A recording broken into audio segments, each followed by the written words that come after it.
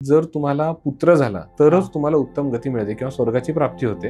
जर तुम्हाला पुत्र नाही झाला तर नाही होत. तर मग स्वामी चिडले. एक स्त्री आली, ती तिच्या अंध मुलाला घेऊन आली.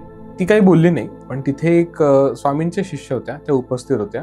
त्यांनी मनोमन स्वामींना प्रार्थना केली की स्वामी या साध्वी स्त्रीच्या इच्छा पूर्ण करा किंवा तिच्या अडचणी दूर करा, असे त्यांनी प्रार्थना केली.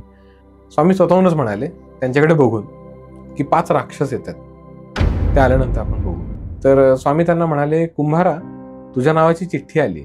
असं ते म्हणताच त्यांना एक अकराळ विक्राळ आकृतीचा काळा भयंकर दिसणारा एक पुरुष दिसला. मग त्यांना लक्षात आलं की तुझ्या नावाची चिठ्ठी आली आहे म्हणजे आता तुझा मृत्यू योग आलेला आहे. स्वामी त्यावेळेला एका पितळी मुखवट्याबरोबर खेळत होते आणि तो मुखवटा त्यांनी त्यांच्याकडे, त्या व्यक्तीकडे टाकला. त्या व्यक्तीने तो मुखवटा घेतला आणि त्या मुखवट्याचा स्पर्श होताच सोलापूरमध्ये हा मुखवटा आजही आहे. त्यावेळेला स्वामींनी स्वतःहून एक गोष्ट सांगितली आणि हा एक प्रसंग निक्षून सांगावासा वाटतो. खूप छान वाटतं मला हे. त्यावेळेसचं जे अक्कलकोट होतं ते बऱ्यापैकी छोटं होतं, आता बरंच मोठं आहे. गावाबाहेर एक राम मंदिर आहे. त्या राम मंदिराच्या जवळ तर समाधीच्या वेळेला देखील स्वामी कसे सगळ्यांचा विचार करत होते, त्यातला हा भाग मी तुम्हाला सांगतो. ते बरेच दिवस आधीपासून स्वामी काही अन्न पाणी काही ग्रहण करत नव्हते. त्यांनी जेवढे सांगितले होते ते सगळे प्राणी ते म्हणाले की आमच्या समक्ष आणा. मग स्वामी थोडं हात पाय त्यांचे लडबडत होते. त्या तयारीत होतेच की ते आता देह ठेवणार आहेत पूर्ण. अशा प्रकारे स्वामींनी देह ठेवला, पण इथे अंत नाही.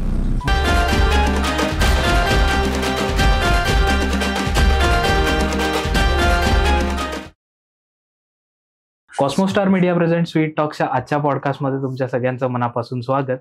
मागचा पॉडकास्ट म्हणजे आपण जो स्वामींच्या प्रकट दिनाच्या दिवशी जो पॉडकास्ट केला होता त्याच्यामध्ये सिद्धयोगी अभिषेक विनायक वैरागी दादा यांनी आपल्याला स्वामींच्या न ऐकलेल्या लीला ह्या म्हणजे सांगितल्या होत्या आणि तो पॉडकास्ट जो होता तो सगळ्यांना आवडला.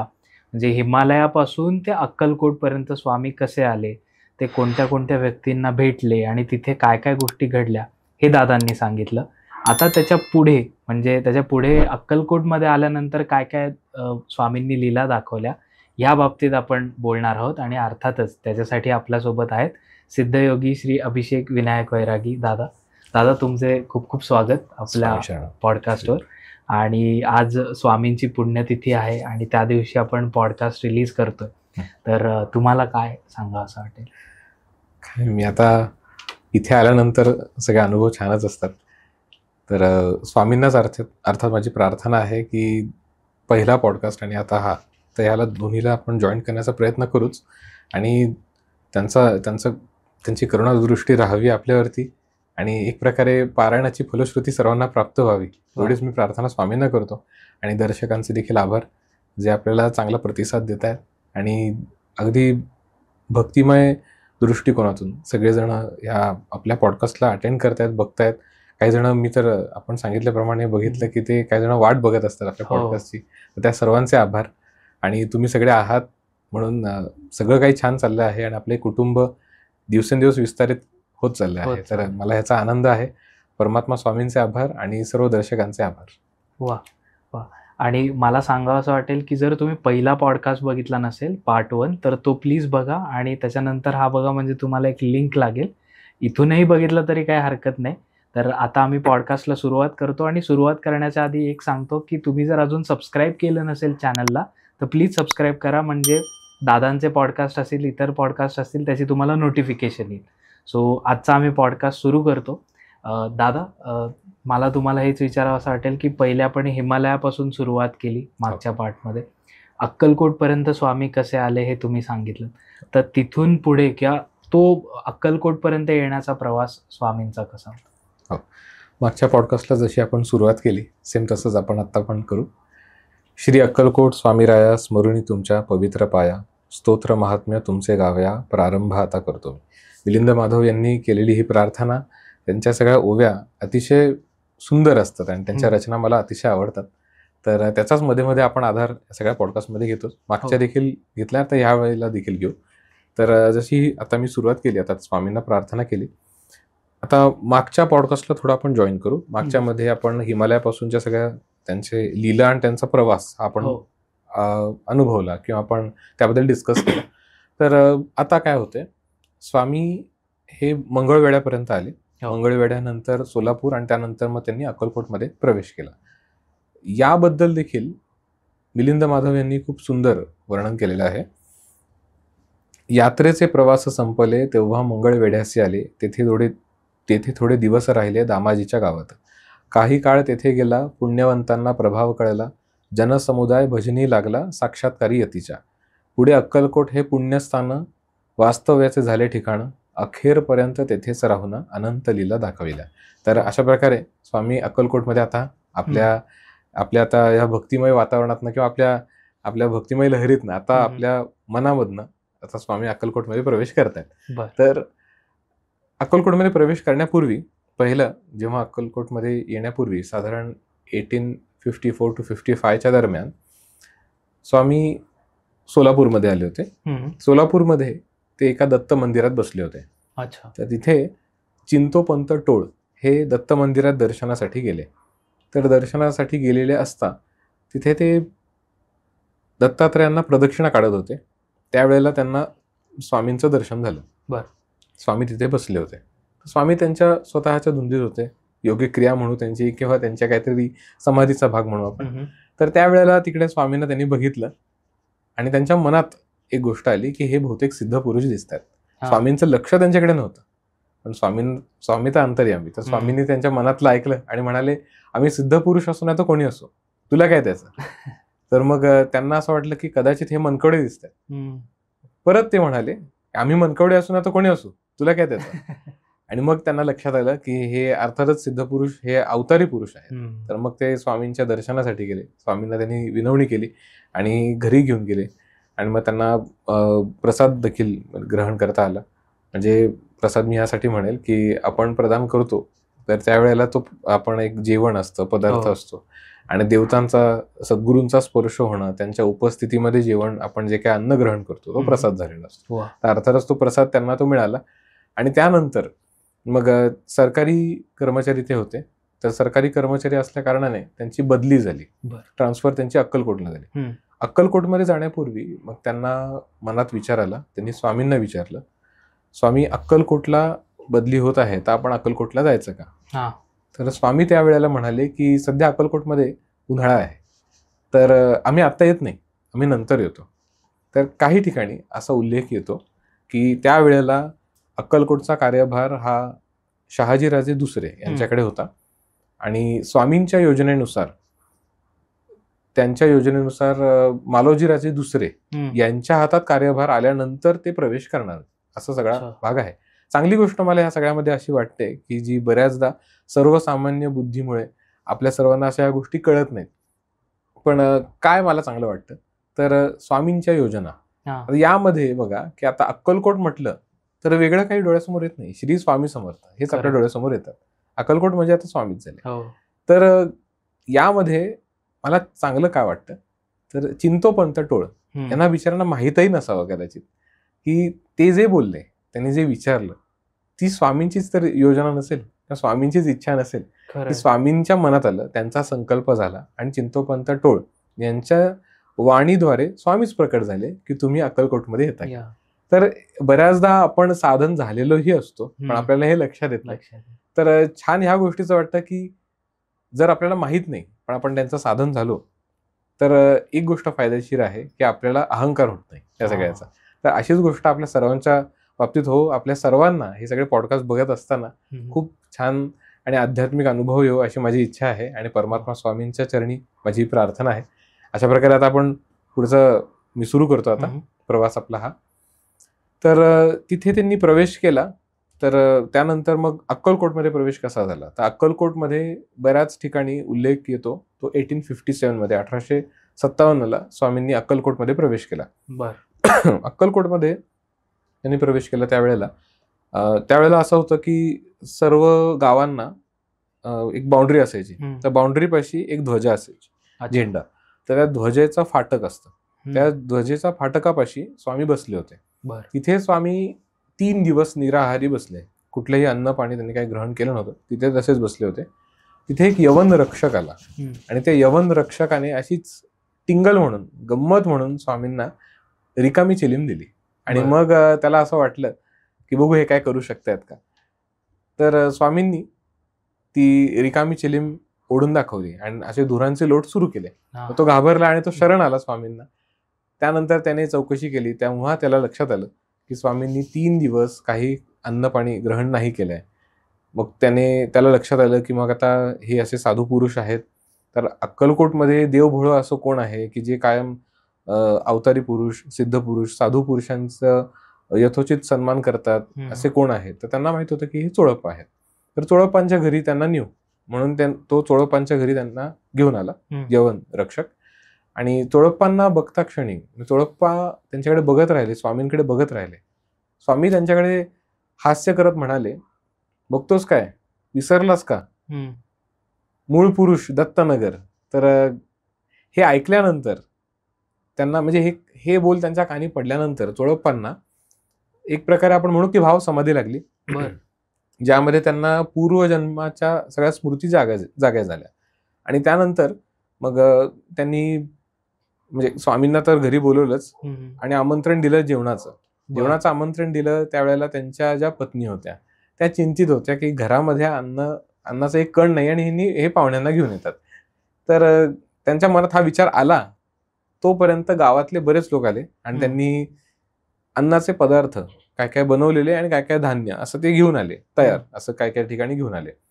काय काय ठिकाणी उल्लेख असा आहे की तयार घेऊन आले, काय काय ठिकाणी असं आहे की ते धान्य घेऊन आले. तर ते घेऊन आले. त्यामध्ये उल्लेख बरेच आहेत, दही, दूध किंवा धान्य बाकीचे किंवा भात वगैरे हे सगळं ते घेऊन आले.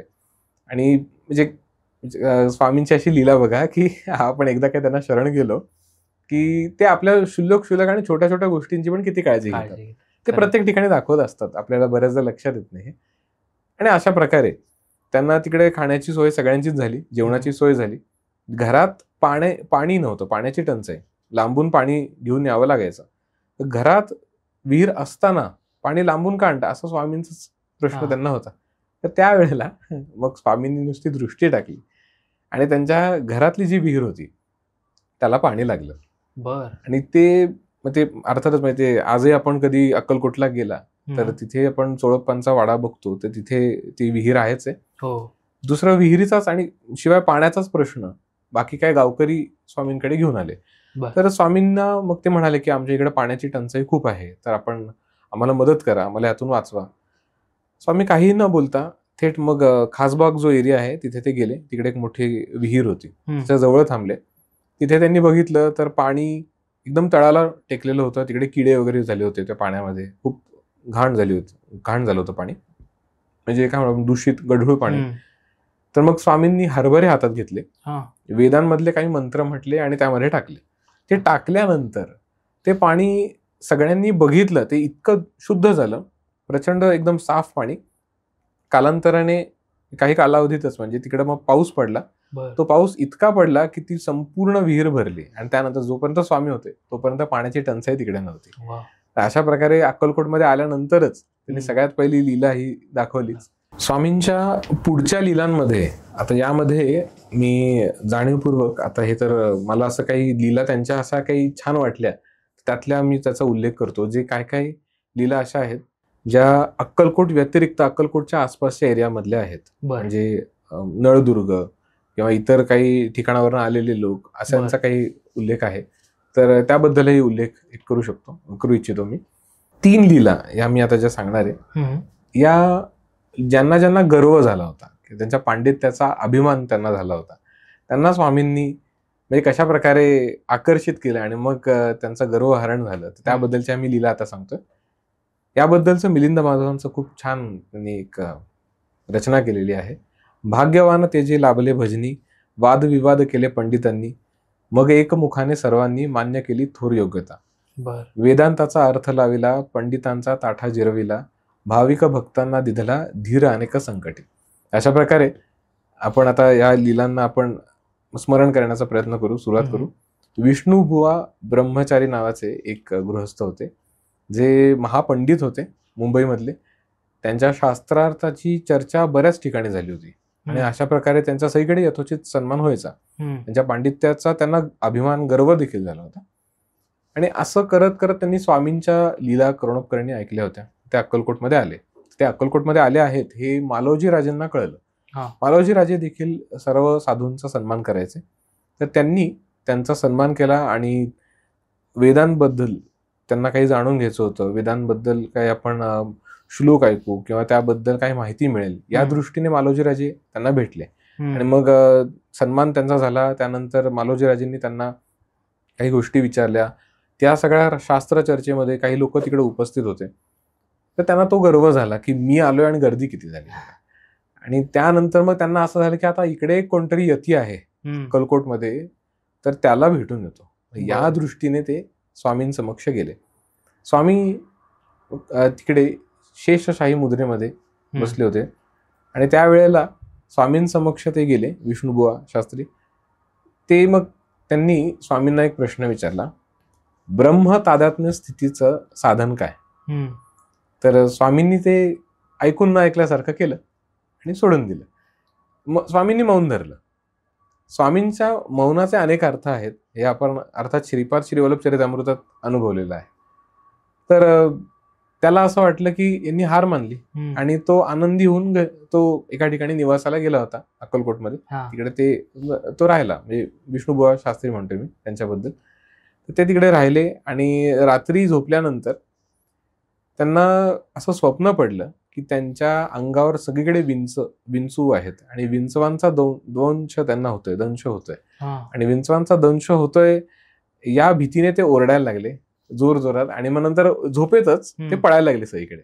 सगळे लोक उठले आसपासचे. त्यांनी त्यांना शांत केलं आणि त्यांना विचारलं काय झालं. तर ते म्हणाले काय नाही. त्यांनी कोणाला सांगितलं नाही याबद्दल की त्यांना काय झालं. ते गुपचूप नंतर त्यांना लक्षात आलं की आपण झोपेत सगळं स्वप्न पडलंय, आपण कोणाला दाखवायला नको, तर मग आपण घाबरलोय असं दाखवायला नको. मग ते परत झोपले. दुसऱ्या दिवशी परत स्वामींसमक्ष गेले आणि त्यानंतर मग स्वामींना तोच प्रश्न परत विचारला, ब्रह्म तादात्म्य स्थितीचं साधन काय. स्वामी चिडले त्यांच्यावरती आणि मग त्यांनी एकदम पटकन त्यांना म्हणाले की स्वप्नामध्ये घाबरतोस आणि मला विचारतो ब्रह्म तादात्म्य स्थितीचे साधन काय. आणि तुझ्यासारख्या कोरड्या पाषाणाला ब्रह्मस्थितीचं साधन काय कळणार आहे किंवा ब्रह्म तादात्म्य स्थिती काय कळणार आहे असं ते म्हणतात. मग विष्णुबुवा शास्त्रींना लक्षात येतं की स्वामींना आपल्याला स्वप्न काय पडले हे देखील. मग ते शरण आले स्वामींना. अशाच प्रकारे एक दुसरा अनुभव आहे, म्हणजे एक लीला स्वामींची. नळदुर्ग नावाचा जो एरिया आहे तिथे एक पुराणिक तिथे आला होता. तर ते जे पुराणिक होते ते उत्तम गायक देखील होते आणि ते असेच पुराणांमधल्या काही माहिती सांगत किंवा त्यांची काही त्यातले श्लोक किंवा त्यातले काय अर्थ किंवा त्यातले काही काय म्हणू आपण ओव्या म्हणत ते प्रवास करायचे. तर त्यांची इच्छा एवढीच होती की त्यांना दक्षिणा मिळावी, उत्तम दक्षिणा मिळावी आणि मग छान, म्हणजे त्यांना दक्षिणा मिळाली की त्यांना आनंद होणार होता. तर या दृष्टीने दक्षिणेच्या अपेक्षेने ते सगळीकडे फिरत होते. असं फिरत फिरत मग ते अक्कलकोटमध्ये आले आणि त्यावेळेला त्यांची इच्छा होती की अक्कलकोटमध्ये लोकांनी पुराणाचा माझा कार्यक्रम ठेवावा आणि त्यामुळे मग मला त्यातनं उत्तम दक्षिणा मिळेल या अपेक्षेने सगळीकडे ते फिरत होते. आणि मग त्यांना लक्षात आलं की इकडे ऑलरेडी एक यती एक आहेत, अवधूत स्वरूपात एक कोणतरी अवतारी पुरुष आहेत. तर मग त्यांना वाईट वाटलं, मग त्यांना राग आला, म्हणजे एक प्रकारे त्यांच्या मनात मत्सर भाव तयार झाला. ते तिथे गेले. ते त्यांना तिथल्या लोकांना, स्वामींच्या आसपास भरपूर लोक त्यांच्या सेवेसाठी बसले होते, हे त्याला बघवलं नाही. आणि मग ते जे कोणी पुराणिक होते हे त्यांच्या मनात असं झालं की या व्यक्तीच्या काय पाया पडताय, मी एक श्रेष्ठ पुराणिक आहे, मला विचारा. मग त्या दृष्टीने ते उलट सुलट स्वामींबद्दलही निंदा करू लागले, अगदी उघडपणे. स्वामींनी त्यांच्या शिष्यांना अडवलं, कारण स्वामींच्या शिष्यांना राग आला की ही व्यक्ती कोण आहे आणि स्वामींबद्दल असं होतं. स्वामींनी त्यांना अडवलं आणि त्यांना सांगितलं की थांबा, द्वेष भावामुळे त्याचं अंतःकरण कलुषित झालेलं आहे. तर हसत स्वामी म्हणत होते, तर एक काम करा, याचा पुराणाचा कार्यक्रम ठेवा आणि त्याला यथाशक्ती दान करा, त्याला यथाशक्ती दक्षिणा द्या, म्हणजे तो शांत होईल.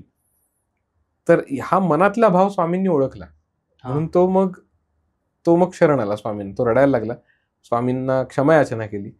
त्यानंतर मग त्याने एक प्रार्थना केली. म्हणजे तो म्हणाला की म्हणजे तुम्ही जे बोललात ते खरं आहे, माझ्या मनात हे भाव होते. पितरांनी काहीतरी पुण्याई केली म्हणून मला वेळीच ज्ञानोदय झाला, म्हणून मग मी तुम्हाला आता शरण आलो आहे, मला आता माफ करा. दुसऱ्याच दिवशी लगेच स्वामींच्या आदेशानुसार गावकऱ्यांनी तिथल्या पुराणाचा कार्यक्रम ठेवला. म्हणजे हा प्रसंग आहे नळदुर्गाचा, नळदुर्गामध्ये, अक्कलकोट नाही, नळदुर्ग.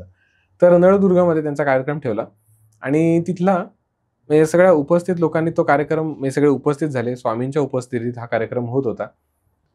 तर कुठल्याही अध्यायांना किंवा हे जे ग्रंथ असतात यामध्ये प्रवेश करण्यापूर्वी तर त्याला एक मंगल आचरण नावाचा एक प्रकार असतो. तर मंगल आचरण मध्ये काही समरीचा भाग असतो किंवा वेगवेगळ्या काही ग्रंथांमधला काही सार आलाय का, तर ह्या सगळ्या गोष्टी सांगितल्या जातात.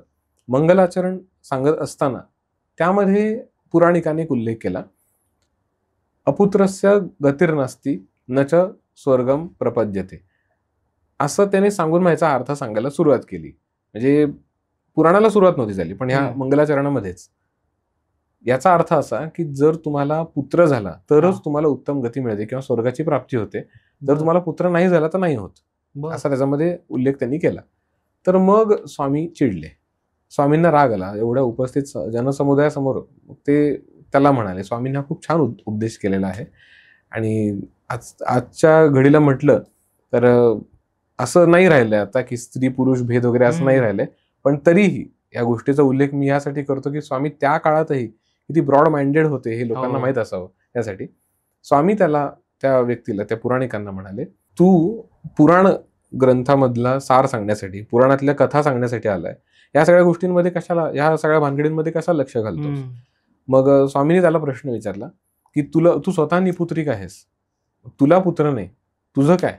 नंतर मग स्वामींनी काही दाखले दिले की पोपटाला कुठे पुत्र आहे, वीणा वाजवणाऱ्याला कुठे पुत्र आहे, आणि भीष्माला कुठे, म्हणजे पितामह भीष्म, त्यांना कुठे पुत्र आहे, वामदेवाला कुठे पुत्र, मग त्यांच्या गतीचं काय, असा त्यांनी प्रश्न विचारला. त्यानंतर मग स्वामी म्हणाले की जर तू या विषयावरनं म्हणजे पुत्र असण्याबद्दल जर बोलत असशील तर मग अगदी श्वान योनीतले, सुकर योनीतले जेवढे प्राणी आहेत या सगळ्यांना जर पुत्र झाला तर मग त्यांना तो उत्तम गती मिळायला पाहिजे, असं स्वामींनी त्याला उलट प्रश्न विचारला. मग त्याला त्याची चूक कळली. त्या दरम्यान तो कदाचित स्वामी चिडले म्हणून तो बहुतेक घाबरला आणि त्यानंतर मग बाजूला होऊन मग त्याने चोडप्पांना विचारलं की या सगळ्याचा अर्थ काय. तर चोडप्पांनी त्यांना सांगितलं की पोपटाला म्हणजे शुक्राचार्य नाही बरं का, शुक्राचार्य वेगळे, शुकाचार्य म्हणजे महर्षी व्यास यांचे पुत्र शुकाचार्य. तर त्यांच्या आणि परीक्षित राजामध्ये संवाद आहे, तर त्याला आपण भागवत म्हणतो. भागवत हा पहिला त्यांनी शुकाचार्यांनी परीक्षित राजाला सांगितलं, भागवत महापुराण ते. किंवा त्याच्या पुढे वीणा वाजवणारा कोण, तर वीणा वाजवणारा म्हणजे नारद मुनी, जे सगळे वीणा वाजवत फिरत असतात. वामदेव महर्षी अर्थातच महादेवाचेच अवतार होते ते, आणि पितामह भीष्म. तर मग यांचा सगळ्याचा उल्लेख त्यांनी मग माफी मागितली. स्वामींना तो शरण आला. मग त्यानंतर पुराणाचा कार्यक्रम झाला. काही कालावधीनंतर स्वामींनी अशी लीला केली की त्याला देखील म्हणजे कदाचित असं असू शकतं की परमात्म्या समक्ष पुराणाचा कार्यक्रम करता आला म्हणून त्याचीच फलश्रुती समजू की त्याला देखील पुत्र झाला आणि त्यानंतर तो स्वामींच्या दर्शनासाठी आला. अशा प्रकारे हा दुसरा अनुभव. तिसरी जी लीला आहे स्वामींची ती म्हणजे अंध मुलाला एक दृष्टी मिळाली. तर ती कशी, एकदा स्वामी अक्कलकोटमध्ये असताना तिकडे त्यांचे काही जवळचे शिष्य त्यामध्ये बसले होते. मागील एका पॉडकास्टमध्ये मी उल्लेख केला होता, बाबा सबनीस आणि इतर काही त्यांच्या जवळ निकटवर्तीय त्यांचे शिष्य किंवा भक्त म्हणून त्यांच्याबरोबर ते बसले होते. तिथे एक स्त्री आली, ती तिच्या अंध मुलाला घेऊन आली आणि ती स्वामींच्या दर्शनासाठी आली होती. ती काही बोलली नाही, पण तिथे एक स्वामींच्या शिष्य होत्या, त्या उपस्थित होत्या. शिवूबाई त्यांचं नाव होतं. त्यांनी मनोमन स्वामींना प्रार्थना केली की स्वामी या साध्वी स्त्रीच्या इच्छा पूर्ण करा किंवा तिच्या अडचणी दूर करा, असे त्यांनी प्रार्थना केली. स्वामींनी ते मनोमन ऐकलं, कारण शिवूबाईंनी मनात म्हटलं आणि स्वामींनी त्या मनातलं ऐकलं. अर्थात ते मनकडे होते, मग आपण बघितलं. आणि मग नंतर स्वामी स्वतःहूनच म्हणाले त्यांच्याकडे बघून की 5 राक्षस येतात, ते आल्यानंतर आपण बघू. सगळ्यांनाच प्रश्न पडला की 5 राक्षस कोण येतात. तितक्याच 5 कर्नाटकी वैष्णव पंडित आले आणि त्यांचं वेशभूषा वगैरे बघून म्हणजे सगळे एकदम त्यांना नमस्कार करत होते. आणि ते आले आणि ते एकदम प्रचंड अहंकारी, त्यांना देखील पांडित्याचा अभिमान. ते 5 जण आले आणि स्वामींना नमस्कार न करता तिथे उपस्थित होते आणि उभे होते स्वामींच्या समक्ष, आणि एकमेकांमध्ये कन्नड आणि संस्कृत भाषेत बोलत होते काहीतरी. तर या दरम्यान बाकीच्यांना त्याचा अर्थ कळला नाही. त्याच वेळेस स्वामींनी तो जो अंध मुलगा होता त्याचं नाव होतं गणेश. त्या गणेश या मुलाला स्वामी म्हणाले स्वतःहून की इथे आणि तुझ्या समक्ष जे 5 जण आहेत यांना श्रुती, स्मृती, पुराण या सगळ्या दाखल्यांचा पूर्ण वापर करून, या सगळ्या दाखल्यांचा उल्लेख करून तू ऋग्वेदातले, शिवाय भागवत, भगवद्गीता यातले काही श्लोक आणि मंत्रांसहित यांना उत्तरं दे. तर तो जो गणेश जो होता, तो जो अंध मुलगा होता, तो लहान आणि तो अंध होता. तर त्याला प्रश्न पडला की मला हे सगळं कसं जमणार आहे. तो स्वामींना शरण आला आणि तो स्वामींच्या चरणांवर डोकं टेकवलं आणि तो म्हणाला मला हे कसं शक्य आहे. स्वामींनी गळ्यातली एक माळ काढली, त्याच्यामध्ये हार, म्हणजे आपण पुष्पहार म्हणू आपण, ती गळ्यातली माळ ती पुष्पहार होते. त्या पुष्पांचा स्पर्श त्याला झाला आणि त्यानंतर त्याला तो म्हणजे काय सगळं बोलायला लागला. आणि हे सगळं तो बोलत असताना म्हणजे त्याने सगळ्या प्रकारे त्यांना उत्तरं दिली, शास्त्रार्थ म्हणून एक प्रकारचा. आणि इथे असं म्हणू की आपण इकडे 1 साइडेड शास्त्रार्थ झाला, की ते 5 जण ऐकत होते आणि ते एकटा हा गणेश बोलत होता. आणि हे सगळं बोलत असताना मग ते सगळे 5ही जण मग ते शांत झाले आणि ते शरण आले. त्यांनी प्रार्थना केली स्वामींना की म्हणजे शरण आले, स्वामींना माफी मागितली, क्षमा याचना केली. स्वामींनी देखील त्यांना माफ केलं. आणि या दरम्यान म्हणजे त्यांनी माफी मागितली, स्वामींनी माफ केलं. स्वामी त्यांना म्हणाले की ठीक आहे, माफ केलं. आणि मागेच आपला हा विषय देखील झाला होता, शरणागत वत्सल. स्वामी शरण आले तसं स्वामींनी त्यांना सांगितलं की तुम्ही गंगा स्नान करा आणि विहित कर्माचं पालन करा, निर्विकल्पपणे तुम्ही तुमचं जीवन जगा.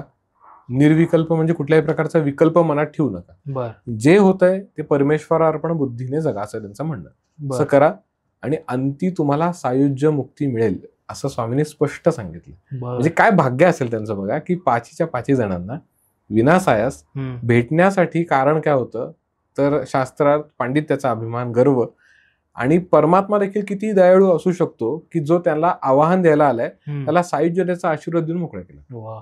हे सगळं जेव्हा चाललं होतं तेव्हा गणेश जो त्यांचा भक्त जो होता, जो अंध होता, त्याला एक गोष्ट लक्षात आली की हे सगळं तो डोळ्याने बघतोय. आणि अशा प्रकारे त्याला डोळ्यांची देखील प्राप्ती झाली. तर ही देखील स्वामींची लीला. त्याच्या पुढची लीला अशी आहे की कुष्ठरोगी एक जण होते, त्यांच्याबद्दलची ही लीला मी सांगतो. एक जण अतिशय श्रीमंत व्यक्तिमत्व होतं, जे प्रचंड त्यांना व्यापारातलं बरंच नॉलेज होतं आणि ते व्यापाराच्या निमित्ताने वाराणसी येथे गेले होते. वाराणसीला गेल्यानंतर त्यांनी तिथे बऱ्याच प्रकारे त्यांनी बिझनेसमधनं जे काय पैसा मिळतो, प्रचंड संपत्ती जमवली, पैसा मिळवला. आणि त्यामुळे जसं म्हणजे काय म्हणू आपण, एक म्हण आहे बघा आपल्या वरिष्ठांमध्ये की आपल्याकडे कुठलीही अधिकार आणि संपत्ती आली की त्यावेळेला आपल्याला सुजाण बुद्धीचा आधार लागतो. तो सुजाण बुद्धीचा आधार म्हटलं त्यामध्ये स्वतःची म्हणू किंवा आपल्यापैकी आपल्या वरिष्ठ कोण ना कोणतरी असेल जे आपल्या बरोबर असतील, ते आपल्याला आधार किंवा मार्गदर्शन करणार कोणतरी पाहिजे. त्याचं हे उत्तम उदाहरण म्हणू शकतो. असं कोणी नसल्या कारणाने त्या व्यक्तीकडनं काही अपराध घडले, म्हणजे व्यभिचार करणं, व्यसन करणं, मद्यपान करणं आणि साधूंचे किंवा संतांचे अपमान करणं, ह्या सगळ्या गोष्टी त्यांच्याकडनं घडल्या. आणि त्यानंतर मग त्यांना झाला कुष्ठरोग. कुष्ठरोग तो इतका तो वाढत वाढत वाढत वाढत गेला. मग त्याला अगदी जे जवळचे होते ते लांब करायला लागले. आणि मग त्यानंतर मग जे कुष्ठरोगी होते त्यांना ते सगळीकडे फिरायला लागले. मग ते नाशिक त्र्यंबकेश्वरला आले. तिकडे ते आले तोपर्यंत त्यांचा कुष्ठरोग एवढा वाढला नव्हता. तिथे आल्यानंतर मग सगळे येणाऱ्या जाणाऱ्यांना ते शिव्या देत बसायचे उगाच, म्हणजे वृत्ती तशी झाली. आणि त्यानंतर तिकडे झालं, मग पंढरपूरला आले. पंढरपूर पर्यंत येईपर्यंत कुष्ठरोग जास्त वळावला. आणि मग त्यांनी पांडुरंगाला प्रार्थना केली की मला या सगळ्यातनं सोडव. आणि अशी प्रार्थना त्यांनी केल्यानंतर ते बाहेर जसे आले तिकडे एक साधू त्यांना भेटला. साधू देखील कोण ना कोणतरी एक दिव्य पुरुष होते. त्यांनी कुष्ठरोग्याकडे बघून म्हणाले ते की हसत हसत केलेलं पाप रडत रडत भोगावं लागतं असं त्यांनी बापरे. सांगितलं. आणि त्यानंतर मग तो साधूंच्या पाया पडला, तो कुष्ठरोगी, आणि मग तो साधूंना म्हणाला की आता काय करू. ते म्हणाले की अक्कलकोटमध्ये साक्षात पूर्ण ब्रह्म परमेश्वर अवतरित झालेले आहेत, तर त्यांच्या दर्शनाला जा, ते तुला काहीतरी मार्ग दाखवतील. या दृष्टीने मग कुष्ठरोगी जो होता तो अक्कलकोटमध्ये पोहोचला. अक्कलकोटमध्ये आल्यानंतर स्वामी त्याला म्हणाले की साधूच्या आज्ञेनुसार तू आलास ना, असं अर्थातच मनकवडे स्वामी त्यांनी ओळखलं अंतर्ज्ञानाने की तू साधूच्या आदेशानुसार आलेला आहेस. तर ते म्हणाले, तो कुष्ठरोगी त्याने होकारार्थी मान हलवली आणि त्याला लक्षात आलं की आता आपल्याकडनं एवढी पापं घडलेली आहेत. शरण आला होता. शरणागत वत्सल स्वामींनी त्याला माफ त्याच क्षणी केला असं आपण म्हणू शकतो. त्यानंतर त्याच वेळेला एक परगावावरून म्हणजे उल्लेख तसा आहे की परगावावरून एक पंडित आले होते. ते शेजारीच होते.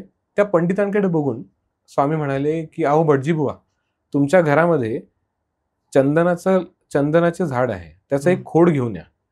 तर ते लगेचच गेले. म्हणजे असं सांगितलं लगेच ते स्वतःच्या गावी गेले, कारण त्या काळात तर ट्रान्सपोर्टेशन तर स्लो होतं. ते काही दिवसानंतर मग आले. आणि मग ते आले त्यानंतर मग त्यांनी स्वामींनी ते चंदनाचं खोड हातात घेतलं आणि मग त्या कुष्ठरोग्याला दिलं आणि त्याला सांगितलं की हे उगाळून लाव दररोज. जेव्हा हे संपूर्ण खोड संपेल त्यावेळेला तू बरा झालेला असशील. तर अशा प्रकारे तो दररोज करत होता. आणि तो स्वामींच्या जवळ असायचा पण कधी स्पर्श करायचा नाही. काही ठिकाणी लांब थांबून मग तो कायम स्वामींच्या समक्षच स्वामींचं नामस्मरण श्री स्वामी समर्थ श्री स्वामी समर्थ म्हणत असायचा. आणि कदाचित ह्याच कारणामुळे म्हणू की किंवा त्याच्या श्रद्धेने म्हणू की त्याला त्या गोष्टीची प्रचिती आली आणि त्याचा कुष्ठरोग तो दूर झाला. त्यानंतर स्वामी त्याला तो कुष्ठरोग त्याचा दूर झाला. त्यानंतर तो बरा झाला. तो त्याच्या बायकोसहित तो आला आणि दाम्पत्यांनी मिळून स्वामींचं दर्शन घेतलं. स्वामींनी त्यांना आशीर्वाद दिला आणि स्वतःहूनच स्वामी म्हणाले की औदुंबर चांगलं बहरलंय. तर त्यांना लक्षात नाही आलं की ते कशाबद्दल म्हणतायत. मग स्वामींनी सांगितलं तुमच्या घराच्या दारात औदुंबर आलंय, ते चांगलं बहरलंय, तर आता अन्नदान करा, तिकडे पादुकांची स्थापना करा आणि तिकडे अन्नदान करा. मग त्या स्वामींचा आदेश त्यांनी पाळला. ते आपापल्या गावी तो गेला. कुष्ठरोगी जो होता आधीचा पूर्वीचा कुष्ठरोगी आता बरा झाला. आणि मग त्यांनी तिकडे पादुकांची स्थापना केली स्वामींची आणि तिकडे त्यांनी अन्नदान करायला सुरुवात केली. आणि तिकडे स्वामी प्रकट झाले. जिकडे अन्नदान चाललं होतं तिथे स्वामी प्रकट झाले. उपस्थित सगळ्याच जनसमुदायांना त्यांनी दर्शन दिलं. सगळेजण त्यांच्या पाया पडत होते आणि स्वामींनी सगळ्यांना आशीर्वाद दिला. हे चालू होतं जे पूर्वीचे कुष्ठरोगी होते त्यांच्या घरी. त्याच वेळेस अक्कलकोटमध्ये मुंबई आणि हैदराबादमधनं काही लोक आले होते आणि तिथे देखील स्वामी उपस्थित होते. तर स्वामी एकाच वेळेला 2 ठिकाणी उपस्थित राहून सगळ्यांना अनुग्रहित करत होते, सगळ्यांना आशीर्वाद प्रदान करत होते. ही देखील एक स्वामींची लीला आपण म्हणू शकतो. यामध्ये जो उल्लेख मी आता जो केला, जो स्वामींनी सांगितलं भटजी बुवा असा त्यांचा उल्लेख केला होता, मी माझा एक अंदाज मांडतो. नाशिकमध्ये आपल्या आदिगुरु संप्रदायाचा एक सत्संग झाला. त्यावेळेला तिकडे आता स्वामींचे शिष्यांपैकी मला माहितीतले तर 2 जण माहिती आहेत की जे एक म्हणजे देव मामलेदार यशवंतराव महाराज आणि गोलपनाथ महाराज. त्या दोघांच्याही समाधी जवळजवळच आहे गोदावरी तटी. तर तिकडेच अजून एक पलीकडच्या साईडला एक पलीकडच्या भागात एक समाधी आहे. तिकडे त्या मंदिराचं नाव अद्वैतेश्वर आहे. कदाचित चुकलं तर माफ करा, अद्वैतेश्वरच कदाचित आहे. तर त्यांना देखील भटजी बुवा म्हणायचे. आणि असं म्हणतात की ते देखील स्वामींचे शिष्य होते आणि त्यांना देखील स्वामींनी अनुग्रहित केलं. ते हे सगळे काय म्हणू आपण पंडित होते, महान पंडित होते. आणि तिकडे त्यांच्या स्थानामध्ये तिकडे एक एकमुखी दत्ताची एक पाषाणाची मूर्ती आहे. कदाचित मी देखील तिकडे जाऊन आलोय, तिकडे दर्शन घेऊन आलोय. प्रचंड जबरदस्त व्हायब्रेशन्स आहेत तिकडे. तर माझा असा अंदाज मी मांडतो की ते भटजी बुवा म्हणजे कदाचित ते असावे असं मी अंदाज मांडतोय. आणि स्वामी स्वतः भटजी बुवा म्हटले आणि यांच्याबद्दलही मी असं ऐकलंय नाशिकमधले बरेच जाणकार लोक जे भक्त मंडळी आहेत स्वामींचे, तर त्यांच्याकडनं मी ऐकले की हे देखील स्वामींचे शिष्य होते. तर कदाचित तसं असावं. तर जाणकारांनी नंतर कमेंट्समध्ये सांगावं की नक्की तसं असेल तर चांगलंच आहे. पुढचा एक अनुभव असा आहे की बाबासाहेब जाधव नावाचे स्वामींचे एक शिष्य होते किंवा त्यांचे भक्त होते. ते देखील सरकारी कर्मचारी होते आणि ते स्वामींना भेटायला आले, स्वामींचं दर्शन घेतलं. तर त्यांच्या मनात एक विचार त्यांच्या मनामध्ये घोळत होता की त्यांची पहिली बायको म्हणजे त्यांची भार्या वारली होती आणि त्यांना अपत्य नव्हते. तर ते त्या दृष्टीने स्वामींच्या दर्शनासाठी आले हे विचारायला की दुसरं लग्न करू का. स्वामींनी ते आल्या आल्या सांगितलं की दुसरं लग्न नाही करायचं. मग त्यांना लक्षात आलं की स्वामींची आज्ञा शिरसावज्ञ. मग त्यांनी त्या पद्धतीने ते मानलं आणि त्यानंतर मग त्यांनी ठरवलं की आता आपण लंगोट धारण करू आणि संन्यास ग्रहण करू. संन्यास दीक्षा त्यांनी घेतली आणि मग त्यांनी नोकरी सोडली. त्यांची जी संपूर्ण इस्टेट होती ती सगळी स्वामींच्या नावावर केली आणि त्यांना पेन्शन यायचं. तर त्या पेन्शनवरती ते त्यांचा उदरनिर्वाह चालवत होते. एक दिवशी ते स्वामींच्या दर्शनासाठी आले. स्वामी एका ठिकाणी बसले होते. तिथे स्वामींना ते भेटले. स्वामी त्यांना बाबासाहेबांना स्वामी त्यांना कुंभार म्हणायचे. तर स्वामी त्यांना म्हणाले, कुंभारा तुझ्या नावाची चिठ्ठी आली. तर असं ते म्हणताच ते जे बाबासाहेब होते त्यांना एक अकराळ विक्राळ आकृतीचा काळा भयंकर दिसणारा एक पुरुष दिसला. मग त्यांना लक्षात आलं की तुझ्या नावाची चिठ्ठी आली आहे म्हणजे आता तुझा मृत्यू योग आलेला असं त्यांना म्हणजे स्वामींचं म्हणणं होतं. मग त्यांनी ते रडायला लागले. ते शरण आले स्वामींना. यासाठी शरण आले की अर्थातच स्वामींचे शिष्य कसे असावे याचे पण एक खूप उत्तम उदाहरण मी म्हणू शकतो की ते मृत्यूला यासाठी नाही घाबरले की मला तर जावं लागणार किंवा कशात जीव अडकलाय. ते यासाठी घाबरले की स्वामींची सेवा मी काही करू शकलो नाहीये आणि आता मला जावं लागतंय. या भावनेने ते कदाचित म्हणजे ते उद्विग्न झाले आणि मग ते स्वामींना शरण आले. मग स्वामींना ते म्हणाले की मला हवी तेवढी अजून सेवा नाही करता आली तर मला तुम्ही यातनं तारा आणि यातनं सोडवा मला किंवा मला काय म्हणू आपण वाचवा. स्वामींनी त्यांची इच्छा जाणली आणि स्वामी स्वतःहूनच तिथे एक बैल होता त्याच्याकडे इशारा करून म्हणाले जा. असं करता क्षणी तो बैल तडफडून गेला. त्याने प्राण सोडला. तर अशा प्रकारे त्यांनी बाबासाहेब जे होते त्यांचा प्राण वाचवला. पुढचे जे 2 अनुभव आहेत यामध्ये मी एक गोष्ट सांगू इच्छितो की यामध्ये अन्नासंबंधित स्वामींनी 2 वेगवेगळ्या लीला धारण केलेल्या आहेत. म्हणजे आपल्याला असा प्रश्न बऱ्याचदा पडतो, म्हणजे मला देखील पडतो की स्वामींनी एकच पद्धतीने सगळीकडे लीला का नाही केल्या, सगळीकडे वेगवेगळ्या पद्धतीने केल्या. तर याच्यामध्ये कदाचित माझं मत मी मांडतो प्रारब्ध पण असू शकतं एखाद्याचं. त्यामध्ये प्रारब्धाची काही गती म्हणू आपण, कर्मगती म्हणू शकतो आपण, किंवा अगदीच काही आपल्याला उत्तर नाही मिळालं तर एक गोष्ट कॉमन आहे की परमात्मा स्वामींची इच्छा. न सांगता सर्व जाणिले ज्याचे त्याला योग्य उत्तर दिले, लोण्या होऊनही मृदू हृदय द्रविले दुःखी कष्टी जीवांसाठी. म्हणजे सगळ्यांना न सांगता सगळं काही त्यांना कळायचं आणि शेवटी काय तर लोण्या होऊनही मृदू हृदय द्रविले. लोण्यापेक्षाही पटकन त्यांचं हृदय द्रवलं जातं असे आपले स्वामी आहेत. तर अशा प्रकारे पुढचा अनुभव पुढचा एक लीला स्वामींची अशी म्हणू शकतो. अहमदनगर मधले एक दाम्पत्य होता. ते स्वामींच्या दर्शनासाठी आले होते. स्वामींच्या दर्शनासाठी ते आले आणि त्यांनी स्वामींना त्यांनी प्रार्थना केली की आम्हाला अन्नदान करायचं आहे, तर तुम्ही देखील यावं अशी आमची इच्छा आहे आणि तुम्ही देखील उपस्थित राहिलात तर आम्हाला आनंद होईल. स्वामी त्यांना म्हणाले की इतर लोक जेवले, इतरांचं पोट भरलं की आमचं पोट भरतं. तुम्ही उगाच माती चिवडत बसू नका. तर आता स्वामींची लीला त्यांना माहिती, आपल्याला या शब्दांचा काय अर्थ कळत नाहीत असं ते म्हणाले. त्यानंतर मग त्यांनी ते जेवण बनवायला सुरुवात केली. हे सगळे त्यांनी जेवण बनवायला सुरुवात केली. तिथे मग लोक यायला लागले, जेवण करत होते. त्यावेळेला मग त्यांना लक्षात आलं की आता जेवण आता संपत आलंय. लोक पण आता जेवण करून तृप्तीचे ढेकर देऊन चाललेले सगळ्यांचे आशीर्वाद आपल्याला मिळतात. तितक्यात काय झालं, त्यांनी 3 ताटं वाढवून ठेवली बाजूला स्वतःसाठी. 2 ताटं दाम्पत्यांनी स्वतःसाठी ठेवले, 1 ताट स्वामींसाठी ठेवलं. तितक्यात तिकडे 2 ब्राह्मण आले. ते म्हणाले आम्हाला प्रचंड भूक लागली, तर आम्हाला तुम्ही अन्न देऊ शकता का. त्यांनी स्वामींची इच्छा समजून त्यांना ती स्वतःची 2 ताटं त्या ब्राह्मणांना दिली. त्यांनी ते अन्न ग्रहण केलंच. त्यांना अजून भूक लागली होती म्हणून त्यांनी स्वामींच्या वाट्याचं ताट देखील त्यांनाच दिलं आणि ते त्यांनी घेतलं. ब्राह्मणांनी ते ग्रहण केलं. ते निघून गेले, आशीर्वाद देऊन निघून गेले. मग त्यांच्या मनात एक गिल्टी फिलिंग आलं होतं की आपण स्वामींच्या वाट्याचं ताट देखील त्यांना दिलं आणि मग आपण स्वामींना आता काहीच दिलं नाहीये, तर आपण काय करायचं. मग ते दोघेही स्वामींच्या समक्ष शेजारी जाऊन बसले, मान खाली घेऊन, कारण त्यांना वाईट वाटत होतं. स्वामींना लक्षात आलं, स्वामी बऱ्याचशा लीला अशाच आहेत की स्वामी नजर रोखून बोलतातच, पण काही ठिकाणी ते नजर रोखूनही नाही, इकडे तिकडे त्यांच्या लीला चालू असताना आपल्याशी बोलत असतात आणि ज्याचं त्याला बरोबर कळत. सेम तसाच हा भाग आहे की स्वामी असे दुसरीकडे बघत होते आणि म्हणाले, सुरुवातच लगेच त्यांनी अशी केली, कडबोळ्या छान झाल्या होत्या, कोशिंबीर छान झाली होती, भाजी कशी झाली होती किंवा खीर कशी झाली होती, पुरणपोळ्या कशा होत्या, या सगळ्याचा उल्लेख, काय कमी झालं, काय जास्त झालं, या सगळ्याचा उल्लेख स्वामींनी केला. आणि मग त्यांच्या समक्ष स्वामींनी ठेकर दिली. आणि मग हे बघून त्या दोघे दाम्पत्यांना आनंद झाला. तेव्हा स्वामी म्हणाले की सांगितलं होतं, सगळ्यांचं पोट भरलं की आमचं पोट भरतं.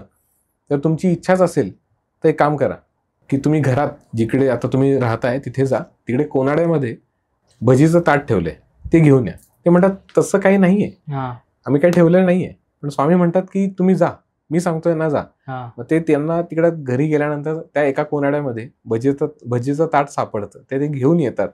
स्वामी त्याचा स्वीकार करतात आणि ते स्वतः ग्रहण करतात. म्हणजे भक्तांचं मन राखण्यासाठी पण स्वामी स्वतः ते कसे ग्रहण करतात त्याचा हा एक म्हणजे काय एक भाग म्हणू आपण. ह्या सगळ्या म्हणजे आपण कसा एक उल्लेख असा म्हणू शकतो की स्वामींनी अन्न स्वतः ते ग्रहण केलं नाही, पण त्या अन्नदानाच्या ह्या प्रसंगी ते उपस्थित राहिले आणि इतरांनी अन्न ग्रहण केलं आणि त्यांचं कसं पोट भरू शकतं.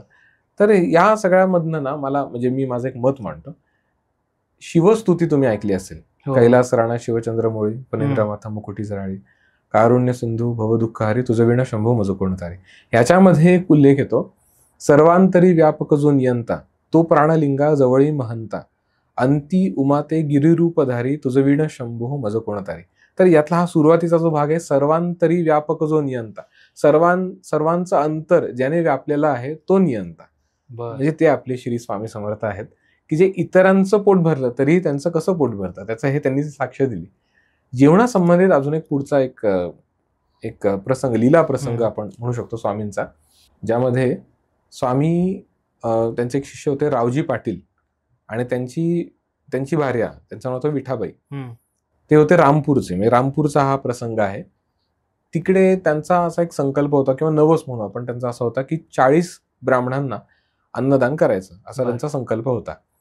तर त्यांनी रामपूरमधल्या तिथल्या गावकऱ्यांना 40 ब्राह्मणांना आमंत्रण दिलं होतं जेवणाचं.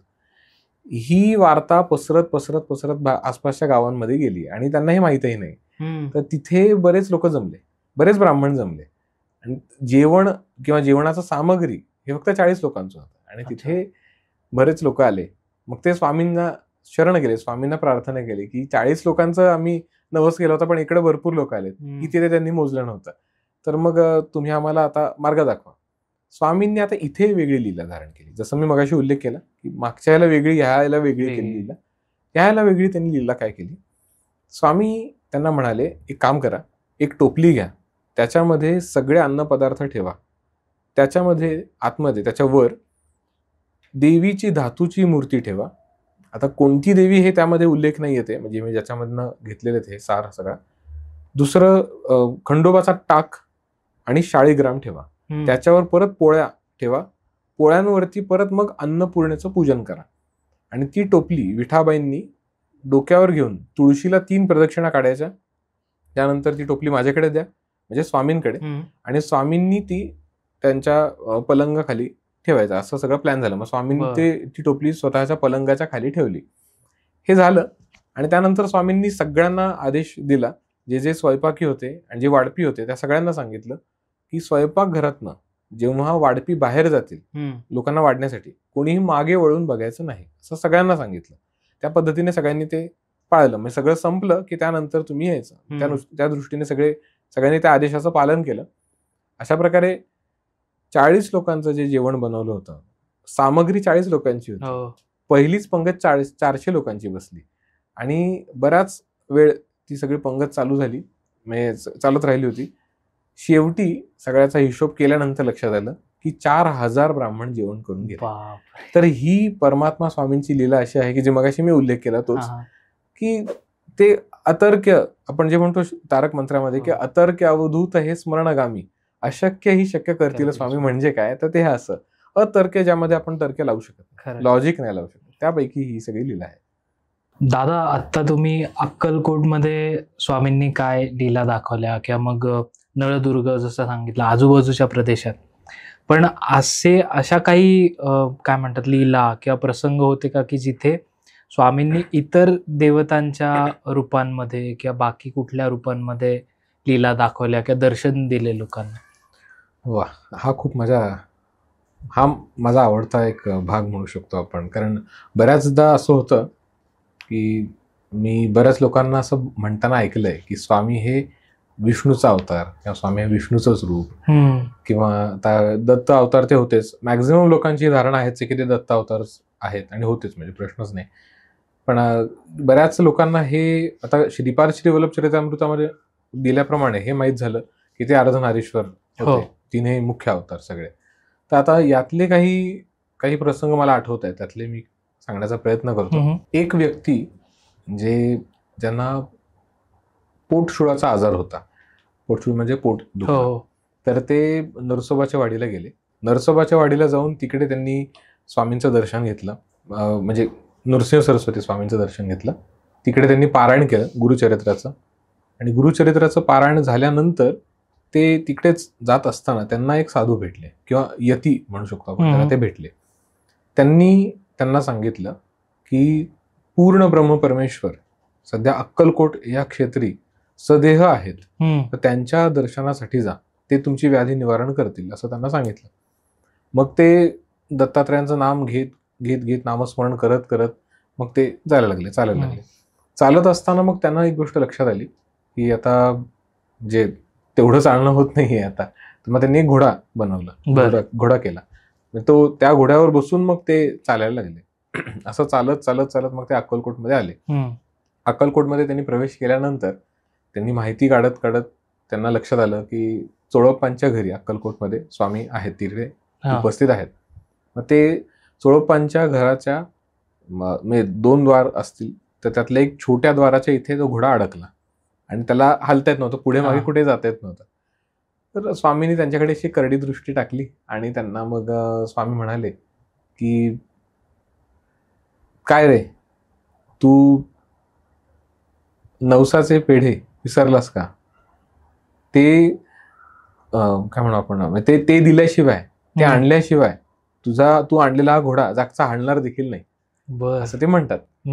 मग ते जे व्यक्ती होते की ज्यांना पोटशुळाची व्याधी होती, त्यांना एक गोष्ट लक्षात आली की त्यांनी दत्तात्रयांना पारायण करण्यापूर्वी नरसोबाच्या वाडीला त्यांनी प्रार्थना केली होती की एक तर पोटशुळाची व्याधी दूर होऊ दे, शिवाय दत्तात्रयांचं किंवा त्यांचे जे मुख्य अवतार जे आहेत, स्वतः दत्तात्रयांचे अवतार असलेले, यांचं दर्शन झालं तर ते ₹1.25 पेढे वाटणार आहेत. मग ते घोड्यावरनं तसेच उतरले आणि मग ते तिकडे बाहेर गेले, त्यांनी ₹1.25 पेढे आणले, सगळीकडे वाटले. त्यानंतर त्यांचा घोडा जागचा हालायला लागला. मग ते स्वामींच्या दर्शनासाठी गेले, स्वामींचं दर्शन घेतलं. त्यांच्याबरोबर इतर काही त्यांचे भक्त मंडळी बसले होते. स्वामी त्यावेळेला एका पितळी मुखवट्याबरोबर खेळत होते, बघत होते सगळं, आणि तो मुखवटा त्यांनी त्या व्यक्तीकडे टाकला. त्या व्यक्तीने तो मुखवटा घेतला आणि त्या मुखवट्याचा स्पर्श होताच त्या व्यक्तीची पोटशुळाची व्याधी थांबली. या बाबतीत एक विशेष मला सांगावंसं वाटतं. माझ्या जवळचेच एक जण आहेत जे म्हणजे माझ्या ओळखीचे आहेत, निकटवर्तीय आहेत, जे म्हस्कर आडनाव आहे त्यांचं. ते सोलापूरमध्ये राहतात. सोलापूरमध्ये हा मुखवटा आजही आहे त्यांच्या घरी. त्यांच्या पूर्वजांना स्वामींनी तो मुखवटा दिला होता आणि स्वामींनी त्यांना सांगितलं होतं, आदेश दिला होता की त्यांचं संपूर्ण ते कान आणि चेहऱ्याचं संपूर्ण ते सगळं माप घेऊन तो मुखवटा बनवायचा. तसं त्यांना तो आदेश दिला आणि आजही तो मुखवटा आहे. सोलापूरमध्ये राहणारे जे भाग्यवंत आहेत ते नक्की त्याचं दर्शन घेऊ शकतात. शुभराय मठाच्या जवळ ते राहतात. मला एक्झॅक्ट असं नीट सांगता येणार नाही, पण माझ्या ओळखीचे असल्या कारणाने जेव्हा केव्हा माझं जाणं होतं त्यावेळेला तिकडे मी दर्शनाला जातो तिकडे. तर त्यांनी नक्की जावं, म्हस्कर यांच्या घरी तो आहे मुखवटा. पुढचा अनुभव असा की आता हे यामध्ये स्वामींनी दाखवून दिलं पहिल्या अनुभवात की ते दत्तात्रयाचं स्वरूप आहेत, म्हणजे तेच नृसिंह सरस्वती आहेत, हे त्यांनी दाखवून दिलं. पुढचा एक स्वामींची लीला अशी म्हणू आपण अनुभव, ज्यामध्ये शंकरराव रायराजे नावाचे एक निजामांचे दफ्तरदार होते, त्यांना देवदर्शनाची फार आवड होती. आणि ते त्यांचं कामकाज बघता बघता मग सगळं त्यांचं देवधर्म दानधर्म चालू असायचा. एक दिवशी त्यांची इच्छा झाली की काशी विश्वेश्वराचं दर्शन घ्यायचं. ते तिकडे दर्शनाला गेले. ते काशी विश्वेश्वरापाशी गेले आणि त्यांना काशी विश्वेश्वर दिसत नव्हतं, म्हणजे शिवलिंग दिसत नव्हतं त्यांना. शिवलिंगाच्या जागी एक मोठे दिगंबर यती पुरुष पद्मासन घालून ज्ञान मुद्रा लावून, डोळ्यांची कुठली तरी मुद्रा लावली आणि ते अशा ध्यानमग्न अवस्थेत किंवा समाधीत आपण म्हणू शकतो त्या अवस्थेत त्यांना ते दिसत होते. ते सारखे सारखे डोळे मिटायचे, परत उघडायचे, त्यांना तेच दिसत होतं. त्यांनी पुजाऱ्यांना विचारलं की मला इकडे शिवलिंग दिसत नाही, पण एक साधू दिसत आहेत, कोणतरी अवधूत दिसत आहेत किंवा आपण म्हणू यती दिसत आहेत, तर हे कोण आहेत? मग त्या पुजाऱ्यांनी त्यांना विचारलं की तुम्ही कुठला संकल्प किंवा तुम्ही कुठला नवस केला आहे आणि तो फेडायचा राहिलाय का? तर पहिलं त्यांना आठवत नव्हतं. ते म्हणाले आठवा. पुजारी म्हणाले आठवा. त्यांना हे आठवलं की आपण हे ऐकलं होतं की आपल्या मार्गामध्ये गाणगापूरच्याच नजीक तिकडे अक्कलकोट येथे एक यती पुरुष आहेत, तर त्यांचं आपण दर्शन घेऊन मग आपण यात्रेला सुरुवात करायची होती असं आपण ठरवलं होतं. आणि तसं न करता आपण आता थेट काशीला आलेलो आहोत. मग त्यांना हे लक्षात आलं, म्हणजे त्यांना फक्त संकल्प केला आणि काय भाग्य असेल की स्वामींनी त्यांना म्हणजे काशी विश्वेश्वराच्या ठिकाणी त्यांना त्यांचं स्वतःचं दर्शन घडवलं. मग त्यांनी तिथले ते देवधर्म तर पूर्ण केला. काशी आणि प्रयाग इथे दोन्ही ठिकाणी त्यांनी दानधर्म यथोचित दानधर्म केला, म्हणजे अगदी यथाशक्ती दानधर्म म्हणून आपण तो केला. परतीच्या प्रवासामध्ये ते आजारी पडले. ते आजारी पडले आणि त्यानंतर मग त्यांनी ठरवलं की आता अक्कलकोटमधनं होऊनच मग जाऊ. मग अक्कलकोटमध्ये ते गेले, स्वामींचं दर्शन घेतलं. स्वामींचं दर्शन घेतल्यानंतर त्यांनी तिथे बसले. स्वामींनी मौन धारण केलं होतं आणि त्यांनी त्यांच्या व्याधीबद्दल सांगितलं की ते आजारी आहेत. तिकडे चोळप्पा उपस्थित होते. चोळप्पांनी सांगितलं की तुम्हाला गुरुचरण तीर्थ देतो, म्हणजे स्वामींच्या पादुकांचा अभिषेक केलेलं तीर्थ त्यांना ते दिलं. ते गुरुचरण तीर्थ त्यांनी प्राशन केलं. मग त्यांना आराम वाटला आणि मग काही कालावधीनंतर ते पूर्ण बरे झाले आणि मग त्यानंतर ते परत स्वामींच्या दर्शनासाठी आले. स्वामींना ते म्हणाले की मी तुमच्यासाठी काय करू, माझी इच्छा आहे की मला तुमच्यासाठी काहीतरी करायचं आहे. तर त्यावेळेला स्वामींनी स्वतःहून एक गोष्ट सांगितली आणि हा एक प्रसंग निक्षून सांगावासा वाटतो. खूप छान वाटतं मला हे सांगायला की स्वामींनी त्यांना सांगितलं तेव्हा त्यावेळेसचं जे अक्कलकोट होतं ते बऱ्यापैकी छोटं होतं, आता बरंच मोठं आहे. तर त्यावेळेसच्या माहितीनुसार गावाबाहेर एक राम मंदिर आहे, पुरातन जुनं मंदिर राम मंदिर आहे. त्या राम मंदिराच्या जवळ तिकडे एक दगडी मठ बांधा आणि गाभाऱ्यासह ते मठ बांधा असं त्यांना आदेश दिला. आणि त्यानंतर स्वामींच्या उपस्थितीमध्ये स्वामी असताना आणि त्यांच्या मर्जीने तिकडे पादुका स्थापन झाल्या, ज्याला आज आपण राजराय मठ म्हणून ओळखतो अक्कलकोटमधले. तर मला हे स्थानही खूप आवडतं. म्हणजे अक्कलकोटमधली सगळी स्थानं अर्थातच दिव्यच आहेत. संपूर्ण अक्कलकोट हे स्वामींचंच रूप आहे. ते अगदी वटवृक्ष असो, समाधीस्थान असो, वाघेहळवी असो किंवा राजराय मठ असो, असे अनेक स्थानं, किंवा बाळप्पा महाराजांचं मठ असो. तर हे सगळं छानच आहे. पण याबद्दल विशेष मला हे वाटतं की तिकडे स्वामींच्या उपस्थितीत आणि त्यांच्या मर्जीने स्थापन केलेल्या त्या पादुका, म्हणजे त्या पादुकांचं जर आपण दर्शन घेतो त्यावेळेला एक भावना निर्माण होते की या पादुकांनी स्वतः स्वामींचा स्पर्श आणि स्वामींची दृष्टी अनुभवलेली आहे आणि तिथे आपण डोकं टेकवतो. तर मला ते फार छान वाटतं, आनंद वाटतो. इथे स्वामींनी दर्शवलं की ते स्वतः साक्षात परमशिव किंवा महादेवाचं रूप आहे. हा त्यांनी लीला प्रसंग प्रदान केला, दाखवला. पुढचा एक प्रसंग आहे ज्यामध्ये एक जटाधारी साधू होते, एक संन्यासी. ते रामेश्वर यात्रेवरनं निघाले होते. रामेश्वरमवरनं ते निघाले. रामेश्वर यात्रा करत असताना त्यांना वाटेतच जलोदराची समस्या सुरू झाली. जलोदर त्यांना होत असताना मग त्यांची प्रकृती खालवायला लागली, त्यांची एनर्जी कमी व्हायला लागली, प्राणशक्ती कमी होत होती. शरीराने देखील ते कृश होत गेले आणि त्यांना चालता देखील नंतर येत नव्हतं. म्हणजे त्यांच्यामध्ये विकनेस म्हणून आपण तो खूप यायला लागला. तर असं ते रामेश्वरम मार्गे येत मग ते एक दिवशी अक्कलकोटमध्ये आले. म्हणजे पहिलं गाणगापूरला गेले, गाणगापूरवरनं मग ते अक्कलकोटमध्ये आले. त्यांना देखील अशीच वार्ता कळली होती की अक्कलकोटमध्ये कोणतरी अवतारी पुरुष आहेत, त्यांच्या दर्शनासाठी जावं. म्हणून ते तिथे गेले. अक्कलकोटमध्ये ते गेले असता तिकडे स्वामी एका विहिरीपाशी बसले होते आणि तिकडे त्यांच्या आसपास सगळे त्यांचे भक्त मंडळी बसलेले होते. स्वामी त्यांच्यामध्ये असताना अचानकपणे स्वतःहूनच म्हणाले, एवढ्या सगळ्या गर्दींमध्ये स्वतःहून म्हणाले की त्या साधूला घेऊन या, त्या साधूला इकडे आणा. त्यांना चालता नीट येत नव्हतं. त्यावेळेला मग ते साधू समक्ष आले. साधूंना स्वतःहूनच स्वामी स्वतःहून म्हणाले की तुला कृष्णाचं चतुर्भुज रूपातलं दर्शन हवंय. त्या साधूला हे लक्षात आलं की हे नक्कीच अवतारी पुरुष किंवा सिद्ध पुरुष आहेत, यांना मनातलं देखील कळलं. तो साधू शरण आला, पाया पडला आणि नंतर मग तो म्हणाला तुम्हाला तर सगळं कळतंय, पण मला या व्याधीतून सोडवा, मला जलोदराची समस्या आहे आणि मला यातून सोडवा. अनेक दिवस झाले मी वेगवेगळ्या लोकांना दाखवलं, चिकित्सकांनी मला ह्या सगळ्यामध्ये वेगवेगळ्या प्रकारचं मार्गदर्शन केलं आणि कडू काढे दिले. स्वामींनी देखील हेच उपाय सांगितला की तू कडुलिंबाचा पाला घे आणि त्याचा रस करून पी किंवा तो पाला खा. तेव्हा तो जटाधारी साधू म्हणाला की मी इतके दिवस आजारी आहे आणि सगळं कडूच ग्रहण करतो, तर मला कृपा करून मला कडू गोष्ट देऊ नका, मला त्याचा कंटाळा आला. तर स्वामी म्हणतात की मी सांगतोय ना ते तू कर. तिकडे कडुलिंबाचं झाड असतं, त्याला 3 फांद्या असतात. ते एका फांदीला स्वामी स्पर्श करतात आणि स्वामी सांगतात मी ज्याला स्पर्श केलाय फक्त तीच पानं खायची. मग अर्थात त्या साधूने श्रद्धा ठेवली, तो फक्त त्याच फांदीची पानं खात होता आणि काही दिवसात तो बरा झाला. आणि विशेष गंमत अशी की त्या फांदीची जी पानं होती ज्याला स्वामींनी स्पर्श केला त्याला पूर्णपणे म्हणजे ती सगळी पानं गोड होती आणि प्रचंड गोड. म्हणजे उल्लेखच असा आहे की ती पानं प्रचंड गोड झाली आणि ती पानं त्याने ग्रहण करता करता मग तो पूर्ण बरा झाला. एके दिवशी अचानक स्वामींना अशी इच्छा झाली आणि स्वामींनी स्वतःहूनच त्या व्यक्तीला, त्या जटाधारी साधूला बोलवलं समक्ष आणि त्याच्या नकळतपणे, तो तयारीत नसताना अगदी त्यांनी असं भव्य कृष्णाचं चतुर्भुज रूप त्यांना दर्शन दिलं. अशा प्रकारे स्वामींनी हे देखील दाखवून दिलं की ते कृष्णाचं रूप देखील आहेत. हा एक लीला प्रसंग आहे. रामशास्त्री डोंगरे नावाचे एक स्वामींचे शिष्य किंवा एक भक्त होते. त्यांना त्यांच्या काही ओळखीचे लोक, त्याचे जेव्हा अक्कलकोटमध्ये असताना बडोद्यावरनं त्यांचे काही ओळखीचे लोक निघाले आणि ते त्यांना रस्त्यात भेटले आणि त्यांनी सांगितलं की आम्ही कार्तिक स्वामींच्या दर्शनासाठी दक्षिण दिशेला चाललोय, तर तुम्ही पण चला. मग त्यांना इच्छा झाली की आपण देखील कार्तिक स्वामींचं दर्शन घेऊ. स्वामींना मग त्यांनी अनुमती घेण्यासाठी ते गेले स्वामींकडे की मला देखील कार्तिक स्वामींचं दर्शन घ्यायचंय, तर मी जाऊ का?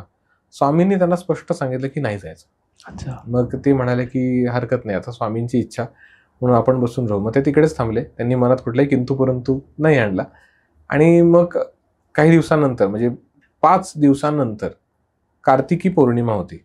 त्याच दिवशी तिकडे अक्कलकोटमध्ये जेव्हा स्वामी होते अक्कलकोटमध्ये त्या काळातही काय किती भाग्यवान लोक होते बघा, की त्या काळातही सदेह स्वामी असताना त्यांची पाद्यपूजा व्हायची, त्यांची आरती व्हायची.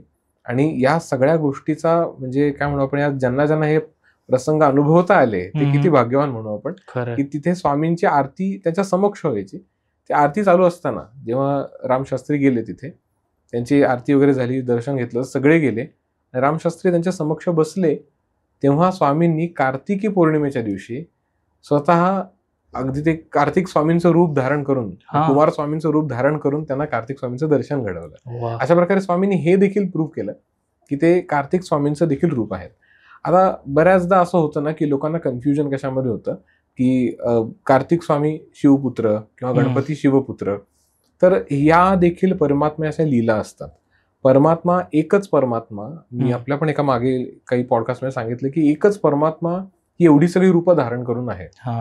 तर परमात्मा रूप जो आहे, जो मूळ परमात्मा आहे, तोच त्रिदेवी झालेला आहे आणि तोच त्या व्यतिरिक्त गणपती, कार्तिक स्वामी आणि अय्यप्पा स्वामी हे देखील झालेले आहेत. हे सगळे मूळ तत्व आहे आणि हे सगळे एकच आहे असं म्हणू शकतो आपण. तर पंचब्रह्म पैकी एक असं पण म्हणू शकतो. तर हे देखील एक झालं. पुढचा एक लीला प्रसंग असा आहे, मालोजी राजे जे अक्कलकोटचे राजे होते ते दत्त भक्त होते आणि त्यांना ते अगदी सगळ्या साधूंचा सन्मान करायचे, त्यांच्याशी वार्तालाप करायचे, विचार विनिमय करायचे, त्यांना खूप आवडायच्या या सगळ्या गोष्टी. एकदा गुरुप्रतिपदेला ते गाणगापूरला गेले आणि त्यांचा तो एक काय म्हणू आपण कार्यक्रम असायचा की दर गुरुप्रतिपदेला गाणगापुरात जायचं आणि दर्शन घ्यायचं, तिकडे ते उत्सव साजरा करायचे.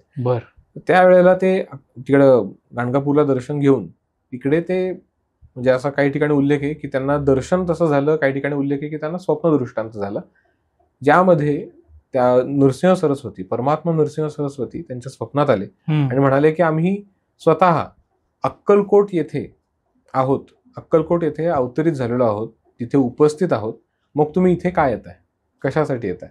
अच्छा. तर मग त्यांना हे नंतर रिअलाइज झालं अर्थातच की अक्कलकोटमध्ये ते आलेले आहेत, ते यती पुरुष किंवा अवधूत रूप धारण केलेले वेगळे कोणी नसून श्री स्वामी समर्थ आहेत. त्यानंतर मग मालोजीराजांनी अक्कलकोटमध्येच दत्तात्रयांचे सगळे उत्सव साजरा करायला सुरुवात केली. आणि याचा पुढचा एक प्रसंग अजून एक असा आहे की आता इथे तर स्वामींनी परत हे दाखवून दिलं की ते दत्तात्रयांचं रूप आहेत. याच्या पुढचा एक प्रसंग असा आहे, अक्कलकोट मधनं हे सगळं झालं. आता अजून एक आहे सातारा जिल्ह्यातला तांदुळवाडी नावाचं एक गाव आहे, तिकडचे एक विठ्ठल भक्त होते. त्या विठ्ठल भक्त जे होते त्यांना म्हणजे ते देवभोळे, आणि त्यांना देखील याबद्दल कुठून तरी त्यांना कानावर पडलं की अक्कलकोट येथे कोणतरी अवतारी पुरुष आहेत. मग त्यांना ओढ लागली की आपण कधी दर्शन घेतोय. मग ते दर्शन घेण्यासाठी, स्वामींच्या दर्शनासाठी ते गेले. स्वामींना बघताक्षणी मग त्यांना बरेचसे त्यांचे भाव दाटून आले, अष्टभाव जागृत झाले, स्वामींनी दर्शन दिलं. आणि त्यावेळेला त्यांच्या मनात एक भावना निर्माण झाली किंवा एक भाव निर्माण झाला की त्यांना भजन येतंय. तर ते म्हणाले की मला भजन स्वामींसमक्ष एकदा करण्याची सेवा मिळावी, पण हे स्वामींना आवडेल का नाही असा त्यांच्या मनात विचार येत होता. त्यांना असं मनात विचार आला की जर समजा मी भजन करत असताना स्वामी उठून निघून गेलेत तर काय करायचं. तर मग ह्या विचाराने ते घाबरायचे, काही बोलायचे नाही. एक दिवशी ते एकटे बसलेले असताना स्वामी त्यांच्या समक्ष येऊन काही न बोलता नुसते येऊन बसले. तर मग सुरुवातीला त्यांना काही कळलं नाही, नंतर त्यांना हा संकेत कळला की त्यांच्या मनात हा भाव निर्माण झाला होता की स्वामी समक्ष बसतील का. आता स्वामी येऊन बसलेले, तर आता आपण भजन सुरू करू. त्यांनी ते भजन सुरू केलं. भजन त्यांनी सुरू केल्यानंतर मग त्यांना काही काळानंतर, म्हणजे काही वेळानंतर भजन चालू होतं, स्वामी तल्लीनतेने सगळं डोळे मिटून ऐकत होते. आणि काही वेळानंतर म्हणजे जे उपस्थित लोक जे आहेत ते सगळे स्वामींना बघतायत, बसलेली व्यक्ती देखील स्वामींना बघतीये. आणि बसलेली व्यक्ती अचानक स्वामींकडे एकाएकी दृष्टी स्थिर करून अवाक होऊन बघत राहिली आणि त्यांना भावसमाधी लागली. म्हणजे आता याच्याबद्दलचा उल्लेख असा भावसमाधी आहे, काही ठिकाणी असा आहे की ते नुसते स्तब्ध राहिले, काही ठिकाणी उल्लेख असा आहे की ते मूर्छित पडले. तर त्यानंतर म्हणजे ते त्यांना काही लोकांनी जागेवर आणलं. मग त्यांना विचारलं की काय झालं तुम्हाला, असं काय झालं काय. त्यांनी मग स्वतःहून सांगितलं की हे जे श्री स्वामी समर्थ आहेत हे अजिबात साधारण पुरुष नाही आहेत, हे साक्षात दत्ताचे अवतार आहेत. माझ्या मनात हा भाव निर्माण झालाच होता. मला इतकं प्रत्यक्ष रूपात त्यांनी दर्शन दिलेलं आहे की मी त्यांच्याकडे बघत असताना अचानकपणे त्यांचा आकार वाढत वाढत तो सावळा झाला. सावळं रूप त्यांनी धारण केलं, पितांबर धारण केलं, कर्णी कुंडल धारण केली, वैजंती माळ आणि तुळशीचा हार धारण केला आणि कटीवर हात म्हणजे कमरेवर हात ठेवून सावळ्या विठुरायाचं त्यांनी दर्शन मला दिलं. तर अशा प्रकारे स्वामींनी हे देखील प्रूव्ह केलं की ते विठ्ठलाचं देखील रूप आहे. बऱ्यापैकी आता यामध्ये हे प्रसंग माझ्या चांगले स्मरणात राहिलेले आहेत, त्यापैकी म्हणजे हे मांडावे.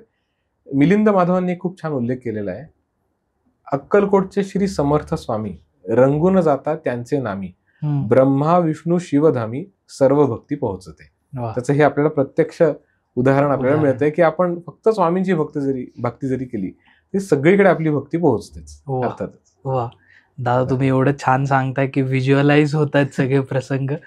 आणि म्हणजे पुढे जाताना हेच विचार असं वाटेल की मग आता ह्या झाल्या लीला, पण स्वामींनी मग उपदेश किंवा काही संदेश काही लोकांना सांगितले का की जे आजच्या पण काळात उपयोगाला येतात. खूप छान प्रश्न विचारला तुम्ही हा, आणि हा अतिशय गरजेचा आहे. तसं तर स्वामींनी बरेच उपदेश केलेले आहेत, ते आता ज्याला त्याला ज्याच्या त्याच्या पात्रतेनुसार कळतील, सगळ्यांनाच कळतील अशातला भाग नाहीये. मी देखील मला त्यातलाच समजतो की मला देखील सगळे उपदेश कळले असं मी काय समजत नाहीये. मी देखील अजून प्रयत्न करतोय की सगळे उपदेश आपल्याला कळावे. त्यातल्या त्यात मला काही एक प्रसंग पहिला सांगतो, त्यानंतर स्वामींनी स्वमुखाने केलेले उपदेश त्याबद्दलचं मी काही गोष्टी सांगतो. एक प्रसंग असा आहे की बैरामजी पारशी नावाचे एक जण गृहस्थ होते, ते पारशीच होते आणि ते देखील सरकारी कर्मचारी, म्हणजे त्यांना तालुकादार म्हणतात वाटतं, ते तालुकादार होते. तर ते पण नळदुर्गाचा हा प्रसंग आहे. तर तिथे त्यांच्या हाताखाली बरेच कारकून कामाला होते आणि त्या लोकांना म्हणजे ते सगळे म्हणजे भक्तिभाव त्यांचा खूप भोळा होता कारकुनांचा, आणि त्यांना सगळ्यांना इच्छा असायची स्वामींच्या दर्शनाला जावं म्हणून. तर यांना ते पटायचं नाही. तर बैरामजी पारशी जे होते ते सगळ्यांना म्हणायचे, म्हणजे अगदी रागवून म्हणायचे की तुम्ही जंगली लोक, तुम्हाला अक्कल नाहीये कोणाचं दर्शन घ्यावं, व्यक्तीचं दर्शन घेऊन तुम्हाला काय मिळणार आहे, आणि हे असे साधू संन्यासी या लोकांच्या नादी लागून तुम्ही अजून वाटोळं करताय स्वतःच, याने काही होणार नाहीये, तुम्हाला काही मिळणार नाहीये, असं बैरामजी पारशी म्हणायचे. तर आणि हे सगळं कारकून लोक हे सगळ्या गोष्टीला दाद देत नव्हते, ते सोडायचे. पण ते नंतर त्यांनी सांगणं बंद केलं. त्यातल्या एका नेमका कारकुनाने त्यांना सुट्टी मागितली होती. बैरामजी पारशीने सुट्टी देखील दिली. आणि नंतर सुट्टी झाली, त्यानंतर जेव्हा दुसरा दिवस पुढचा दिवस आला, त्यावेळेला त्यांनी विचारल्यानंतर, बैरामजी पारशीने विचारल्यानंतर त्यांना कळलं की श्री स्वामी समर्थांच्या दर्शनाला जाण्यासाठी त्याने सुट्टी मागितली होती. त्यासाठी त्याने दंड देखील केला कारकुना. या सगळ्यांनी मग एक गोष्ट ठरवली की आता ह्या बैरामजी पारशीची खोड मोडायची. तर मग सगळ्यांनी असं ठरवलं की आता एकदा एक काम करू, वेगळं काहीतरी आमिष दाखवू, वेगळे काहीतरी बोलू, प्रसंग दाखवू, आहे असं सांगू, आणि स्वामींच्या दर्शनाला यायला न्यूज. तर हे सगळ्यांनी ठरवल्यानंतर स्वामींच्या दर्शनासाठी ते बैरामजी पारशीला घेऊन गेले. बैरामजी पारशी जाताना तर अगदी आयटीत चालला होता. जसं जसं स्वामींच्या ओरांमध्ये तो यायला लागला तसं तसं त्याचा आत्मविश्वास कमी व्हायला लागला.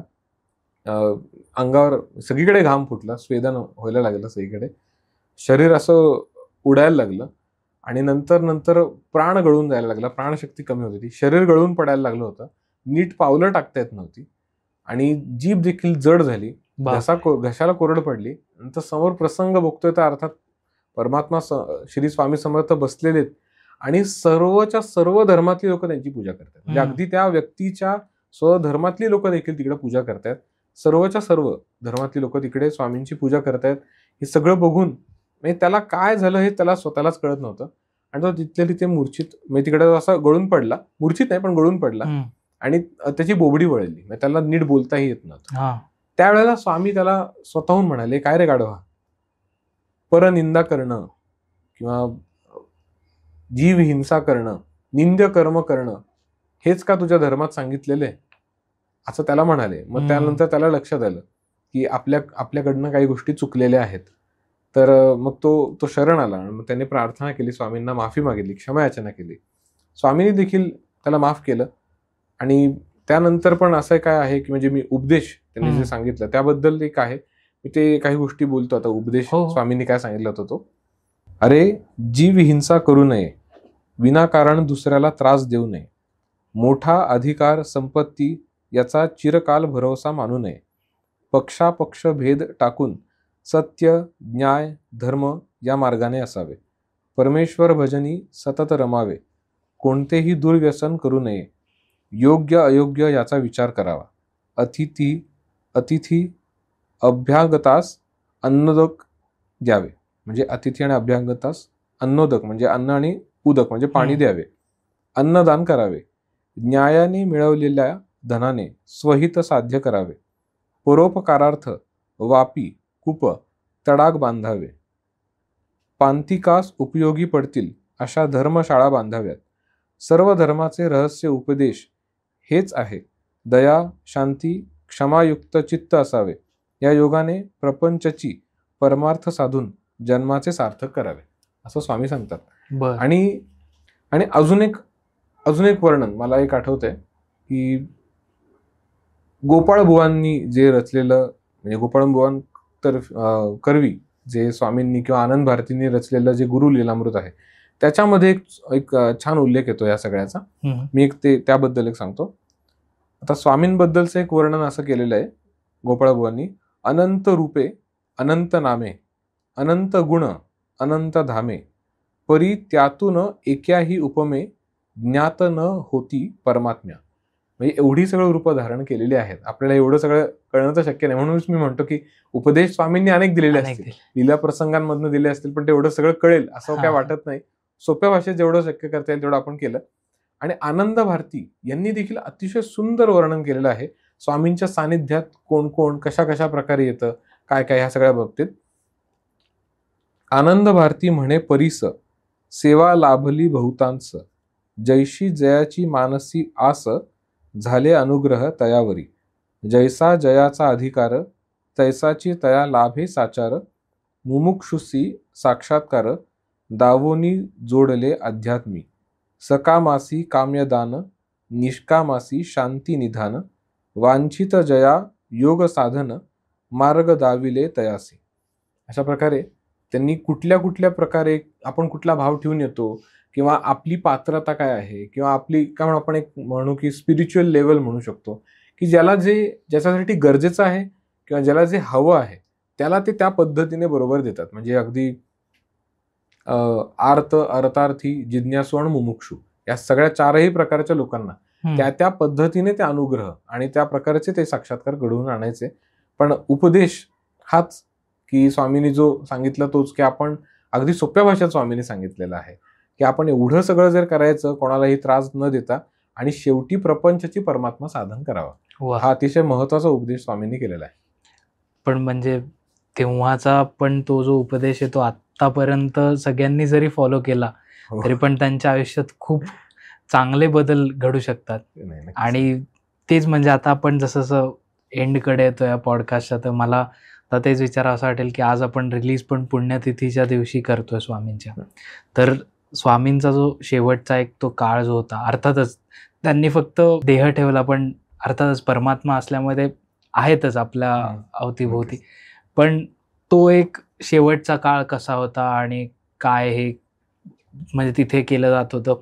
कारण की मला एक फक्त प्रसंग आठवतो ज्याच्यामध्ये बहुतेक तो बाळप्पांचा होता का चोळप्पांचा होता की त्याच्यावरून बराच क्रिटिसिझम केला जातो पण ऍक्च्युली तसा थॉट त्यांचा नव्हता की त्यांनी एक जागा हे करून ठेवली होती. सो ते पण आम्हाला प्लीज सांगा. बरं झालं तुम्ही खूप चांगला याबद्दलचा प्रश्न विचारला. मागच्या पॉडकास्टमध्ये मी याबद्दलचं उत्तर दिलं होतं. ब्रह्मानंद गुफा म्हणतो आपण त्याला, की जी स्वामींसाठी ती एक प्रकारे आपण असंही म्हणू शकतो की म्हणजे जे तुम्ही म्हणता ते अगदी बरोबर आहे की त्यामुळे चोळप्पांना खूप क्रिटिसाइज केलं गेलं विनाकारण. मग अर्थात जर चोळप्पा तसे असते तर स्वामी सगळ्यात पहिलं गेल्यानंतर अक्कलकोटमध्ये त्यांना का भेटले हा देखील एक प्रश्न आहे. अर्थातच ते महाभक्त बरं का.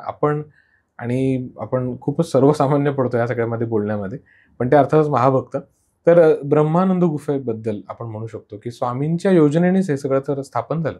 मागच्याच पॉडकास्टमध्ये मी सांगितलं होतं की तिकडं मयुरेश्वर गणपती किंवा ते अमरेश्वर शिवलिंग आणि ब्रह्मानंद गुफा या सगळ्याची स्थापना स्वामी असताना झालेली आहे.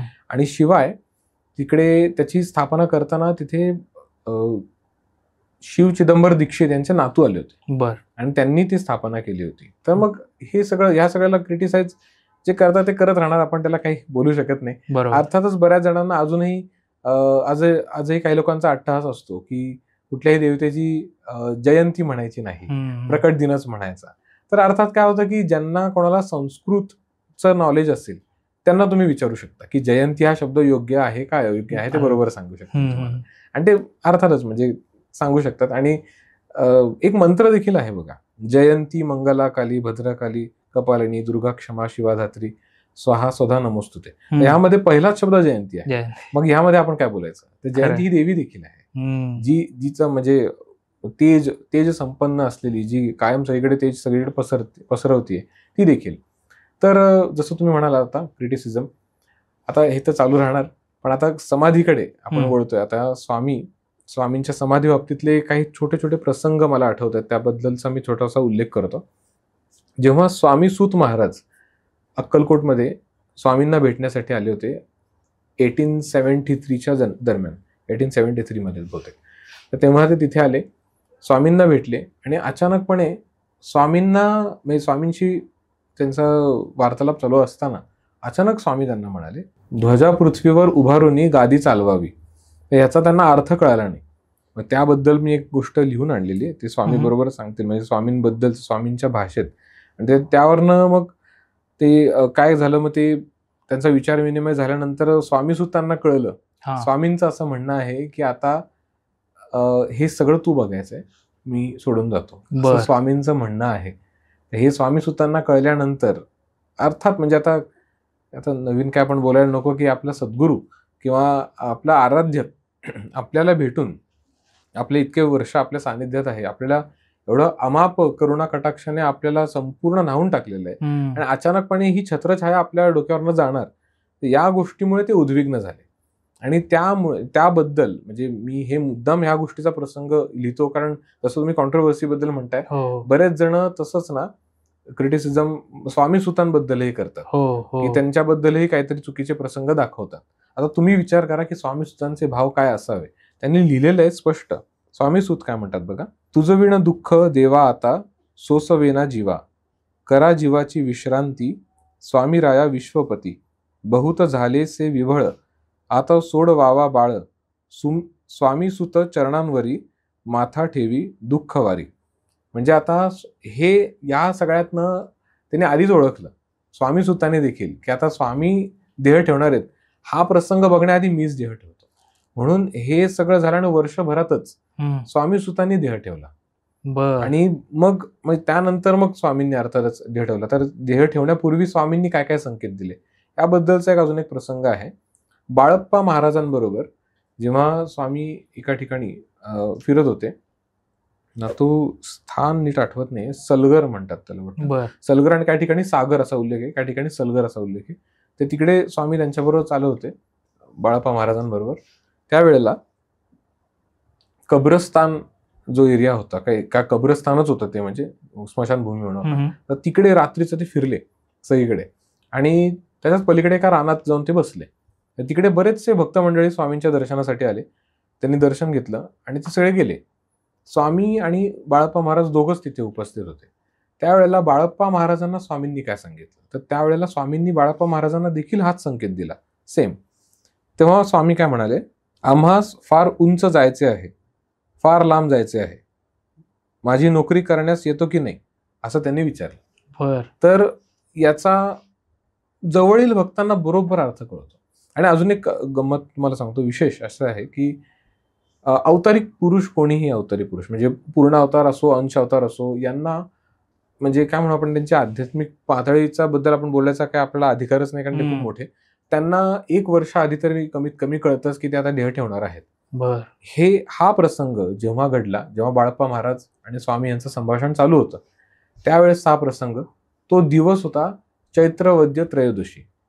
आणि स्वामींनी देखील समाधी त्याच्याच पुढच्या वर्षी घेतली.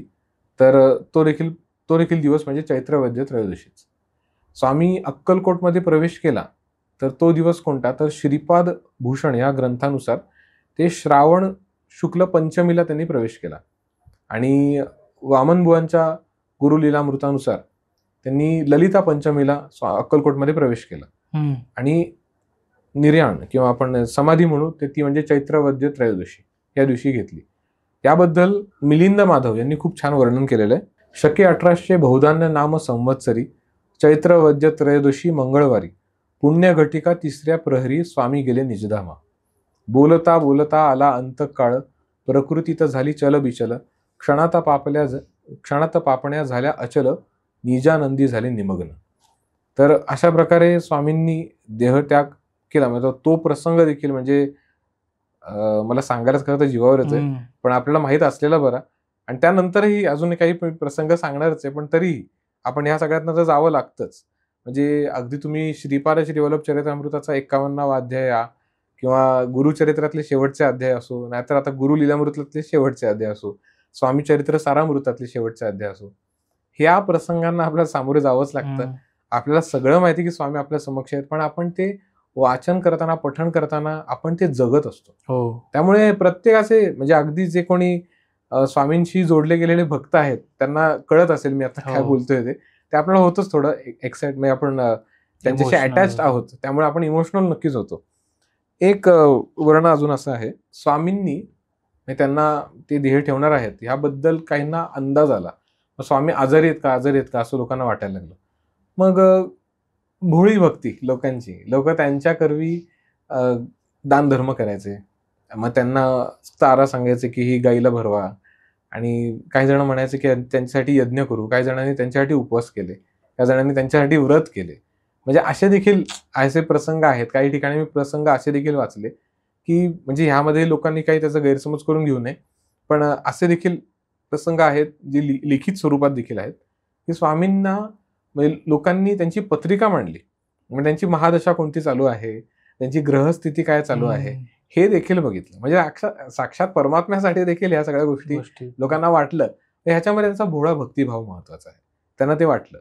आता पुढचा भाग असा की स्वामींना काय वाटत होतं. तर समाधीच्या वेळेला देखील स्वामी कसे सगळ्यांचा विचार करत होते, त्यातला हा भाग मी तुम्हाला सांगतो. जसा तो दिवस आला चैत्रवदे त्रयोदशीचाच, त्याच दिवशी म्हणजे स्वामी काही त्याचे बरेच दिवस आधीपासून स्वामी काही अन्न पाणी काही ग्रहण करत नव्हते. आणि एक लिखित स्वरूपात असं आहे की त्यांनी कुठली तरी पेज फक्त ग्रहण केली होती. मला ते आठवत नाही कशाचे, पण पेज ग्रहण केली होती. आणि त्यावेळेला स्वामी बसले तिकडे. त्यांनी सांगितलं, स्वामींनी काही प्राण्यांना पाळण्यासाठी सांगितलं होतं की आता त्यांना एखादा प्राणी आवडला की ते ठेवायचे आणि म्हणायचे की ह्याला पाळा. तर वेगवेगळ्या प्रकारचे प्राणी त्यांनी पाळले. त्यांनी जेवढे सांगितले होते ते सगळे प्राणी ते म्हणाले की आमच्या समक्ष आणा. स्वामींच्या समक्ष सगळे प्राण्यांना आणलं. बरेच भक्त मंडळी त्यांच्या समक्ष होते आणि स्वामींनी त्या सगळ्यांवरनं हात फिरवला प्रेमाने, सगळ्यांना खाऊ घातलं, सगळ्यांवरती वस्त्र, काही ठिकाणी लिहिले की घोंगडी सगळ्यांवरती अंथरली सगळ्यांवर. आणि हे सगळं चालू असताना त्या प्राण्यांच्या डोळ्यातनं देखील पाणी येत होतं. म्हणजे ज्या गोष्टी मनुष्यांना देखील कळले नाही ते प्राण्यांना कळले. आणि त्यावेळेला मग स्वामी थोडं हात पाय त्यांचे लडबडत होते. त्या तयारीत होतेच की ते आता देह ठेवणार आहेत पूर्ण. त्यांनी तक्क्या मागवला. या तक्क्याला घेऊन बसले आणि मग त्याचा आधार घेऊन त्यांनी पद्मासन धारण केलं.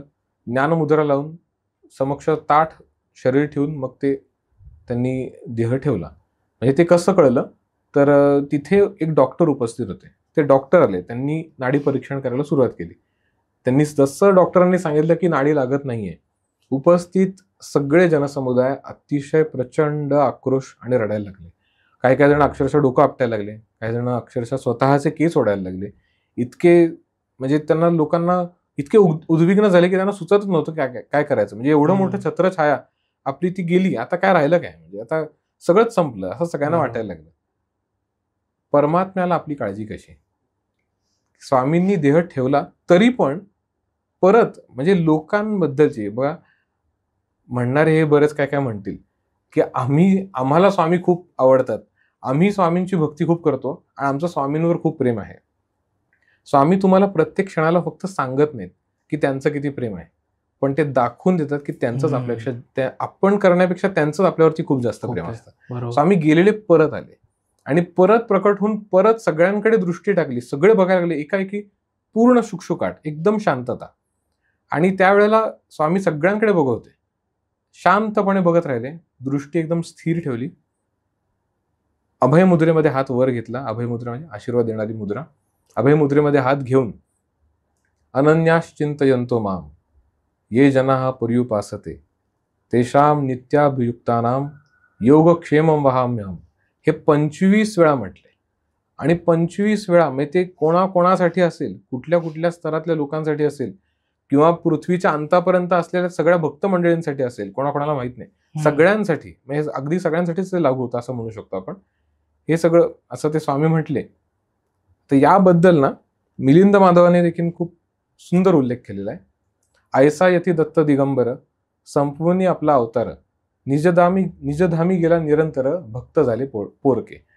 बातमी जेव्हा सर्वत्र पसरली जनता शोकाकुल झाली. सर्व भक्त मंडळी हळहळली अन्न पाणीही सुचेना. गावगावची भक्त मंडळी अक्कलकोटी गोळा झाली. समर्थांची समाधी पाहिली आपल्या साश्रू नयनांनी. म्हणजे डोळ्यांमध्ये इतके अश्रू आले होते की त्या अश्रूंमधनं स्वामींचं दर्शन घेत होते. स्वामी चरित्र सारामृतामध्ये हा एक छान वर्णन आहे की स्वामी हे परमयोगी कसे आहेत, किंवा आपण जे अनंत कोटी ब्रह्मांड नायक राजाधिराज योगीराज का म्हणतो, कारण ते योग्यांचे सर्व सर्व सर्व अगदी पृथ्वीवर जेवढे होऊन गेलेत आहेत, होणार असतील, सगळ्यांचे ते राजे आहेत. कसं तर ह्याच्यामध्ये एक उल्लेख येतो, षट चक्राते भेदोन ब्रह्मरंध्रात छेदोन आत्मज्योत निघाली पूर्ण हृदयामधुनी तेदवा. षट चक्राते छेदून म्हणजे षट चक्र आपले 6 चक्र जे आहे मूलाधारापासून आज्ञापर्यंत, हे 6 चक्र ह्या सगळ्यांना छेद करून ब्रह्मरंध्रातून, जेव्हा ब्रह्मरंध्रा भेदून ब्रह्मरंध्रामधून इकडे खसखशी एवढा एक छोटासा पार्ट असतो, ब्रह्मरंध्र म्हणतो आपण त्याला, छोटासा भाग, तर ते ओपन झालं की इकडनं गार वारं व्हायला लागतं, त्याला आपण ब्रह्मरंध्र छेद म्हणतात. तर ब्रह्मरंध्राला छेद देऊन मग हृदयामधनं आत्मज्योती बाहेर पडली.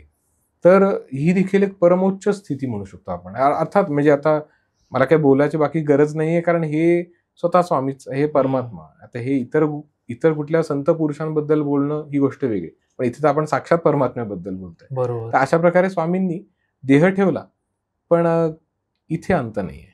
आता पुढे काय आहे, स्वामींनी भाऊसाहेब नावाचे त्यांचे एक शिष्य होते, त्यांना दर्शन दिलं. आता हा म्हणजे त्यांनी चैत्रवद्य त्रयोदशी मंगळवारी स्वामींनी समाधी घेतली किंवा देह ठेवला तो अक्कलकोटमध्ये. आणि त्याच नंतर 5 दिवसानंतर किंवा 5व्या दिवशी म्हणू आपण, शनिवारी ते भाऊसाहेब यांना भेटले. भाऊसाहेब जे होते निलेगाव या ठिकाणी ते तिकडे गेले. त्यांना वचन दिलं होतं स्वामींनी की मी तुला दर्शन देणार आहे किंवा मी भेटायला येणार आहे. आणि तिथे स्वामी गेले. ते तिथे स्वामी आलेत ही त्यांना वार्ता कळली. ते बरेच लोक तिकडे स्वामींच्या दर्शनासाठी आले. अक्षरशः रांग लागली. सगळे त्यांच्या साष्टांग दंडवत घालत घालत सगळे आले. स्वामी तिथे एका म्हणजे वृक्षाच्या इकडे बसले होते गावाबाहेरच्या तिकडे, आणि त्यांच्या जवळचे काही शिष्य, निकटवर्तीय शिष्य होते त्यांच्याबरोबर स्वामी बसले. भाऊसाहेब त्यांना म्हणाले की स्वामी आपण अन्न ग्रहण कराल का, तुम्ही याल का? स्वामी म्हणाले आम्ही आज नाही, आम्ही उद्या येऊ.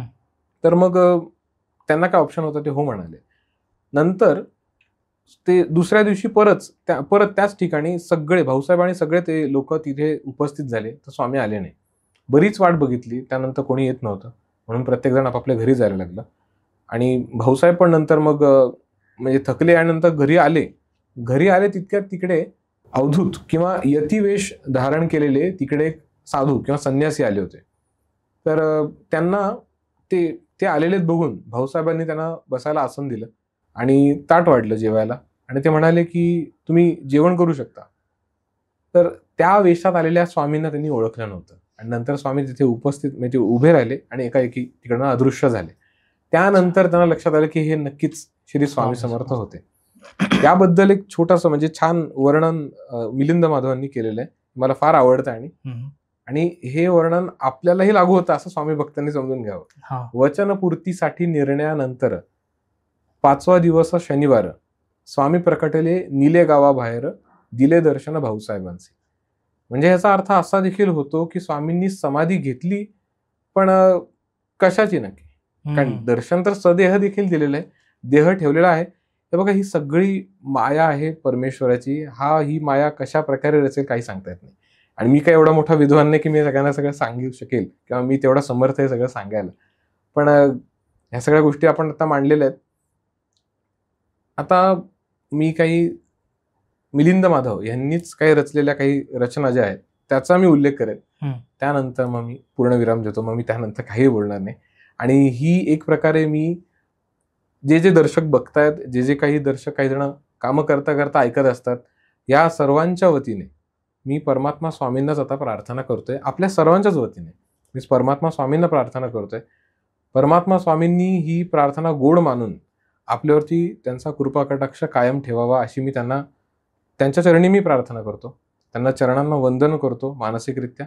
आणि मी आता आपल्या समक्ष मांडतो. हे मी मांडतोय असं पण नाही, की परमात्मा स्वामींचंच एक साधन, मी एक छोटंसं साधन आहे. तसेच आपण आपल्या सर्वांच्या वतीने किंवा आपल्या सगळ्यांच्या मनीचे भाव इथे आता प्रकट होतील. तर सगळ्यांनी आता शांतपणे सगळ्यांनी ऐकायचंय आणि बघायचंय.